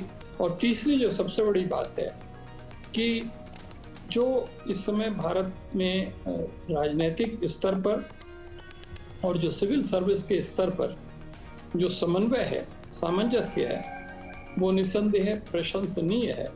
आज आपने देखा प्रेस कॉन्फ्रेंस में भी ये बात सामने आई, किस तरह से दो मंत्री, सीनियर मंत्री बैठे हुए थे, विदेश मंत्री और वित्त मंत्री, और उनके साथ 3 या 4 जो मुख्य अफसर हैं, जिसमें कि शेरपा अमिताभ कांत शामिल थे, हर्ष श्रृंगला चीफ कोऑर्डिनेटर शामिल थे, और फाइनेंस सेक्रेटरी या department of economic affairs secretary शामिल थे। और बहुत अच्छी तरह से जो हमारी कहानी थी, जो हमारी स्टोरी थी कॉन्फ्रेंस की, उसको दर्शाया गया। तो देखिए, विदेश के नेता, विदेश के पत्रकार, विदेश के डिप्लोमेट्स, वहाँ से आए हुए दूसरे विजिटर्स, नेताओं की पत्नियाँ, वो अपने आप में बहुत ज़रूरी हैं, महत्वपूर्ण रोल अदा करती हैं। उन सब ने आज भारत की एक ऐसी छवि देखी है, आज नहीं कल से आए हुए देखी है और कल तक देखेंगे। उसको मैं समझता हूँ वो बहुत समय तक अपनी स्मृति में बनाए रखेंगे और ये मान के चलेंगे कि भारत तेजी से बदल रहा है और भारत के सामने पूरी दुनिया की जो स्टेज है उसमें एक अहम भूमिका निभाने के लिए भारत पूरी तरह से कटिबद्ध है। सर, जो दिल्ली डिक्लेरेशन में जो तमाम महत्वपूर्ण बातों का जिक्र किया गया है, उसमें इस बात को भी रेखांकित किया गया है कि ये तस्वीरें इस वक्त इटली की प्रधानमंत्री जॉर्जिया मेलोनी, इस वक्त प्रधानमंत्री उनका स्वागत करते हुए राष्ट्रपति द्रौपदी मुर्मू। निश्चित तौर से मेहमानों के आने का सिलसिला लगातार जारी है। हमने देखा कि कैसे जब आज इंडिया, मिडिल ईस्ट और उसके साथ साथ यूरोपियन यूनियन तक कॉरिडोर की, इकोनॉमिक कॉरिडोर की बात हुई थी, तो उस वक्त भी हमने देखा कि इटली किस प्रकार से उसमें साझा था। साथ ही साथ जब ग्लोबल बायोफ्यूल अलायंस का शुरुआत हुई है, उसमें भी इटली भारत के साथ खड़ा नजर आ रहा है। तो अपने आप में ये दिखाता, बताता है कि आखिर कैसे तमाम मंचों पर, तमाम देशों के साथ में भारत के बढ़ते सहयोग अपने आप में इस बात को इंगित करते हैं कि भारत के साथ मिलकर विश्व की बेहतरी के लिए कदमताल करने को आज तमाम देश तैयार नजर आ रहे हैं, क्योंकि तमाम वैश्विक चुनौतियों के लिए भारत एक समाधान देता नजर आ रहा है। इंटरनेशनल सोलर अलायंस हो या फिर बायोफ्यूल अलायंस की बात हो। अमजदा भाटिया, आपको लगता है कि ये भी अपने आप में एक बड़े महत्वपूर्ण इनिशिएटिव्स हैं और भारत के माध्यम से, चाहे योगा की बात हो, इंटरनेशनल ईयर ऑफ मिलेट्स की बात हो, या फिर किस तरीके से इंटरनेशनल सोलर अलायंस की शुरुआत की गई हो, मिशन लाइफ की शुरुआत की गई हो, और आज इस प्रकार के 2 बड़े इनिशिएटिव्स भी देखने को मिले हैं। बायोफ्यूल इनिशिएटिव्स को आप किस तरह से देखते हैं, क्योंकि ये न सिर्फ हर एक देश के किसानों की बेहतरी के लिए है, बल्कि दुनिया में फॉसिल फ्यूल्स के इस्तेमाल को कम करेगा, पृथ्वी के संरक्षण को भी फायदा देता नजर आएगा। स्वच्छ ऊर्जा को लेकर एक ग्लोबल इकोसिस्टम बनाने का एक बड़ा प्रयास 2015 के इंटरनेशनल सोलर अलायंस के बाद। जी हाँ, ये सारे जो नए इनिशिएटिव्स हैं जिनके बारे में मैं ऐसा तो नहीं कह सकता हूँ कि मैं सबके बारे में विशेषज्ञ हूँ और सबके बारे में पूरी तरह से जानता हूँ, मगर जो उसका पॉलिटिकल और डिप्लोमेटिक प्रभाव है उसके बारे में मैं ज़रूर कह सकता हूँ कि इन सब इनिशिएटिव्स से, इन सब अलायंसेस से एक बात ज़रूर विश्व के सामने आ चुकी है, वो ये कि भारत में इस समय एक ऐसी ऊर्जा है जिसकी वजह से नए विचार, नए कॉन्सेप्ट, नए इनिशिएटिव्स बराबर आ रहे हैं। अब हमारी जिम्मेदारी बन जाती है कि हमको पूरी तरह से उनको कार्यान्वयन करना पड़ेगा, और वो तभी मुमकिन है जबकि दूसरे देशों का पूरा सहयोग मिले। आज इस नई दिल्ली घोषणा पत्र के द्वारा वो सहयोग हमें मिला है, और इसमें कोई संदेह नहीं है कि जब ये G20 का कैरावान आगे बढ़ेगा तो भारत अपनी सीमा में रहते हुए पूरी तरह से जो आगे 2 प्रेसिडेंट बनेंगे नवंबर के बाद में, पहले ब्राज़ील फिर साउथ अफ्रीका, इन दोनों के साथ पूरा सहयोग करके, सहायता करके उनको भी उम्मीद करेगा कि वो भी उसी पथ पे चलेंगे जो कि आज G20 के नेताओं ने मिलकर बनाया है। और अंत में 2025 में 2026 में जब अमेरिका G20 का नेतृत्व करेगा, तब तक हमें उम्मीद करनी चाहिए कि दुनिया की दिशा, दुनिया की स्थिति और दुनिया के सामने जो चुनौतियां हैं उनमें बहुत कुछ सुधार आ चुका होगा। सर, एक और जानकारी जो अभी इस वक्त निकल के आई है, जहां पर ये डिनर राष्ट्रपति द्रौपदी मुर्मू जी के माध्यम से दिया गया है विश्व के नेताओं के, तो निश्चित तौर से भारतीय व्यंजन के साथ साथ भारतीय संगीत का भी एक तरीके से वहां पे प्रदर्शन है। और इस बात की जानकारी है कि संगीत मंडली गंधर्व अतोघम का जिक्र है, जिनके माध्यम से भारतीय वाद्य यंत्रों का, भारतीय परंपरा को वहाँ पे सामने रखा जाएगा मेहमानों के सामने। इसके बारे में जानकारी, गंधर्व अतोघम एक अद्वितीय संगीत संयोजन है जिसमें भारत भर के जो संगीत वाद्य यंत्रों का उत्कृष्ट सहवादन होता है। इसमें शास्त्रीय वाद्य यंत्रों के सामूहिक वादन के साथ हिंदुस्तानी, कर्नाटक, लोक और समकालीन संगीत की प्रस्तुति है। इसका वादन विलंबित लय यानी धीमी गति से शुरू होकर मध्य लय यानी मध्यम तेज गति से होता हुआ द्रुत लय यानी तेज गति पर समाप्त होता है। इसमें 77 प्रस्तुतिकर्ता हैं। इसमें 11 बच्चे, 14 महिलाएं, 5 दिव्यांगजन और 24 युवा कलाकार शामिल हैं, जिनको 23 पेशेवर कलाकारों द्वारा सहयोग प्रदान किया गया है। वे भारत के विभिन्न क्षेत्रों से आते हैं और अपनी पारंपरिक वेशभूषा पहने हुए हैं। निश्चित तौर से ये तमाम जानकारियां जो धीरे धीरे इस वक्त आ रही हैं, अपने आप में बेहद महत्वपूर्ण ऋतु। जी एम्बेसडर भाटिया, हम जानते हैं कि प्रधानमंत्री नरेंद्र मोदी जब विदेश यात्रा पर भी जाते हैं या फिर विदेशी मेहमान जब आते हैं उनसे मुलाकात करने, तो वो जिस तरह के उपहार को चुनते हैं उसमें भी भारत की संस्कृति, इतिहास की झलक होती है, उससे संबंधित होते हैं। तो निश्चित रूप से रात्रि भोज राष्ट्रपति ने दिया है जिसमें भारत की संस्कृति की, परंपरा की झलक जरूर होगी। जिस तरह से तमाम विदेशी मेहमानों के रुकने के लिए 5 स्टार होटल्स ने अपनी अपनी तैयारी की, अलग अलग मेन्यू तैयार किया था, अलग अलग थीम से उन लोगों का स्वागत किया था। कहीं एक तरह से तुलसी के उसके साथ उनको माला पहना के स्वागत किया गया। तो ये सारी चीज़ें हमें लगता है कि रात्रि भोज में भी ज़रूर किसी न किसी रूप में शामिल होंगी, जो यादगार बनाएंगी तमाम राष्ट्राध्यक्षों के लिए भी और उनके साथ जो उनकी पत्नियां आई हुई हैं उनके लिए भी। मैं पूरी तरह से सहमत हूँ आपके साथ, और ये भी अपने सम्मेलन का एक बहुत महत्वपूर्ण पहलू है या अंग है।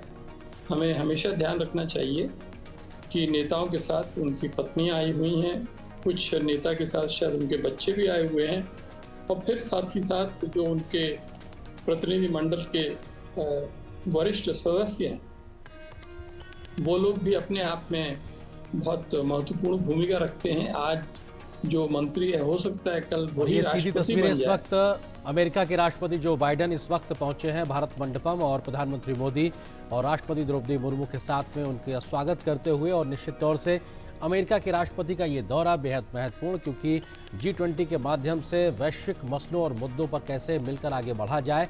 अमेरिका के साथ भारत के बढ़ते संबंधों में हमने देखा है कि पीएम मोदी और राष्ट्रपति जो बाइडेन का अपने एक जो दोस्ती है, आपसी केमिस्ट्री है, उसका एक बड़ा रोल रहा है ऋतु।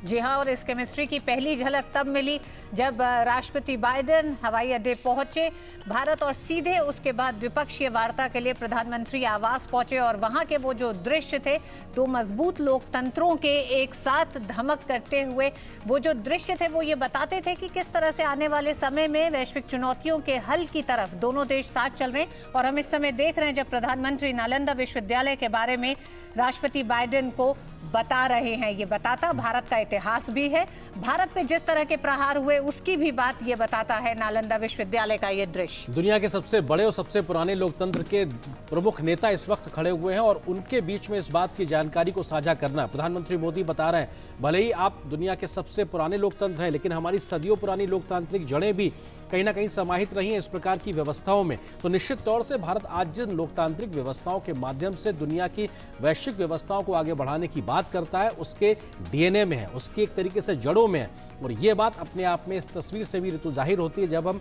नालंदा की इस तस्वीर को बैकड्रॉप में देखते हैं, जहां पर प्रधानमंत्री इस बात का जिक्र करते हैं। हम शुक्रिया करेंगे राजीव भाटिया साहब का जो हमारे साथ जुड़े हुए थे, और संभवतः हमारे सहयोगी ऋतु इस वक्त जुड़ गए हैं। अशोक श्रीवास्तव हमारे साथ जुड़ गए हैं। जी अशोक, आप भारत मंडपम में ही मौजूद हैं, राष्ट्रपति बाइडेन भी पहुंच चुके हैं, रात्रि भोज की तैयारियां भी हो चुकी हैं। चाहेंगे दर्शकों को पता चले कि किस तरह का माहौल, क्या दृश्य, क्या तैयारियां, क्या रात्रि भोज में क्या परोसा जाएगा और क्या क्या उपहार भी हो सकते हैं। देखिए ऋतु, यहाँ इस वक्त अगर मैं कहूँ तो भारत मंडपम में बहुत ही जो मौसम है वो बहुत ही इस वक्त खुश मिजाज है। ठंडी ठंडी हवाएं चल रही हैं और पूरा भारत मंडपम के दृश्य हम लगातार देख ही रहे हैं कि किस खूबसूरती से बाहर से लेकर अंदर तक इसको सजाया गया है। अब सवाल ये है कि जो तमाम मेहमान जो आ रहे हैं, दुनिया भर से मेहमान आ रहे हैं, जब ये भोजन के लिए बैठेंगे तो इनको क्या परोसा जाएगा, ये भी बड़ा इंटरेस्टिंग एक लोगों के जहन में उत्साह होगा। क्योंकि हमने बर्तनों की बहुत सारी अब तक कहानियां देखी थी, सोने और चांदी के जो पानी चढ़े हुए जो हैं वो उन बर्तनों में इनको परोसा जाएगा। इस तरह के बर्तन तो हमने सब सुने। जहाँ तक इस भोजन की बात है, भोजन का मेन्यू भी जो है वो बड़ा ही, उसको कह सकते हैं कि उसको बहुत ही रुचिकर तरीके से बनाया गया है। इसमें जो है इस भोजन के मेन्यू में ही वसुधैव कुटुंबकम, एक पृथ्वी एक परिवार एक भविष्य के जो थीम है उस थीम के आधार पर इसको तैयार किया गया है। और इस मेन्यू कार्ड में जो ऊपर है शरद ऋतु का जिक्र किया गया है, क्योंकि इस वक्त जो है भले हम लोग दिल्ली में बैठकर कहते हैं कि हाँ ये क्लाइमेट चेंज का असर है, ये क्लाइमेट का जो संकट है उसके कारण है कि इस वक्त जो है जन्माष्टमी के बाद जैसी ठंडा मौसम होना चाहिए था वैसा मौसम जो है इस वक्त दिल्ली में नहीं है। लेकिन अगर हम ऋतुओं के चक्र के हिसाब से देखेंगे तो शरद ऋतु जो है उसकी शुरुआत हो चुकी है। तो बाकायदा इस मेन्यू कार्ड में बताया गया है कि शरद ऋतु के हिसाब से जो भोजन है उसको तैयार किया गया है, क्योंकि भारत में ऋतुओं के हिसाब से जो है भोजन को खाने की एक परंपरा रही है, उसी हिसाब से। और इस पूरे मेन्यू में आप देखेंगे तो इसमें पूरे भारत की एक तरह की झलक मिलती है। लेकिन इंटरेस्टिंग बात क्या वो भी मैं आपको बताऊं, और उससे पहले बताऊं कि अगर यहाँ पर पीने के लिए क्या है, अगर वहां से मैं शुरू करूं तो कश्मीर का कहवा है, कश्मीरी कहवा है, और दार्जिलिंग की चाय। अब आप देखिए कि एक भारत श्रेष्ठ भारत की हम बात करते हैं तो कश्मीर का कहवा है और दार्जिलिंग की चाय है जो यहाँ मेहमानों को परोसी जाएगी, साथ में जो है कॉफी होगी। जहाँ तक खाने की बात है तो जो शुरुआती व्यंजन में जो है उसको नाम दिया गया है ताजी हवा का झोंका। मतलब बहुत इंटरेस्टिंग नाम दिए गए हैं। ताजी हवा का झोंका जो स्टार्टर होते हैं उसमें दही के गोले यानी दही बल्ले होंगे, उसमें दही के गोले और भारतीय मसालेदार चटनी में जिक्र किया गया है, क्योंकि भारत के मसाले की जो है बात से बड़ी इंटरेस्टिंग होती है। तो भारतीय मसाले की चटनी से सजे कंगनी श्री अन्न लीव क्रिस्प। तो देखिए कि जो श्री अन्न है जिसकी हम बात कर रहे हैं, मिलेट की बात कर रहे हैं, वो पूरे इस जो मेन्यू है उसमें आपको दिखाई देगा। और इसी तरह से जो भोजन में भी इसी तरह की चीजें हैं। केरल का लाल चावल है और श्री अन्न है, मशरूम है और साथ साथ कटहल के गेलेट हैं, मुंबई का पाव है, बाकर खानी है। और अगर मिठाई में कहूँ तो मिठाई में जो है इलायची की खुशबू वाला सांबा का हलवा है, अंजीर है। तो इस तरह का पूरा मेन्यू कार्ड है, बड़ा दिलचस्प बनाया गया है। अशोक जी, आप इतना डिस्क्राइब कर रहे हैं कि भूख थोड़ा बढ़ने लगी है, मन मुंह में पानी आने लगा है। आप कंट्रोल कैसे करेंगे, इतना आप अच्छे से डिस्क्राइब कर रहे हैं, क्योंकि वो शाम का वक्त भी हो गया, हम आप इस वक्त अपने अपने काम को अंजाम दे रहे हैं। लेकिन एक खास मेहमान डॉक्टर राजन कुमार जी हमारे साथ जुड़ गए हैं, एसोसिएट प्रोफेसर हैं, school of international studies JNU Delhi से ताल्लुक रखते हैं।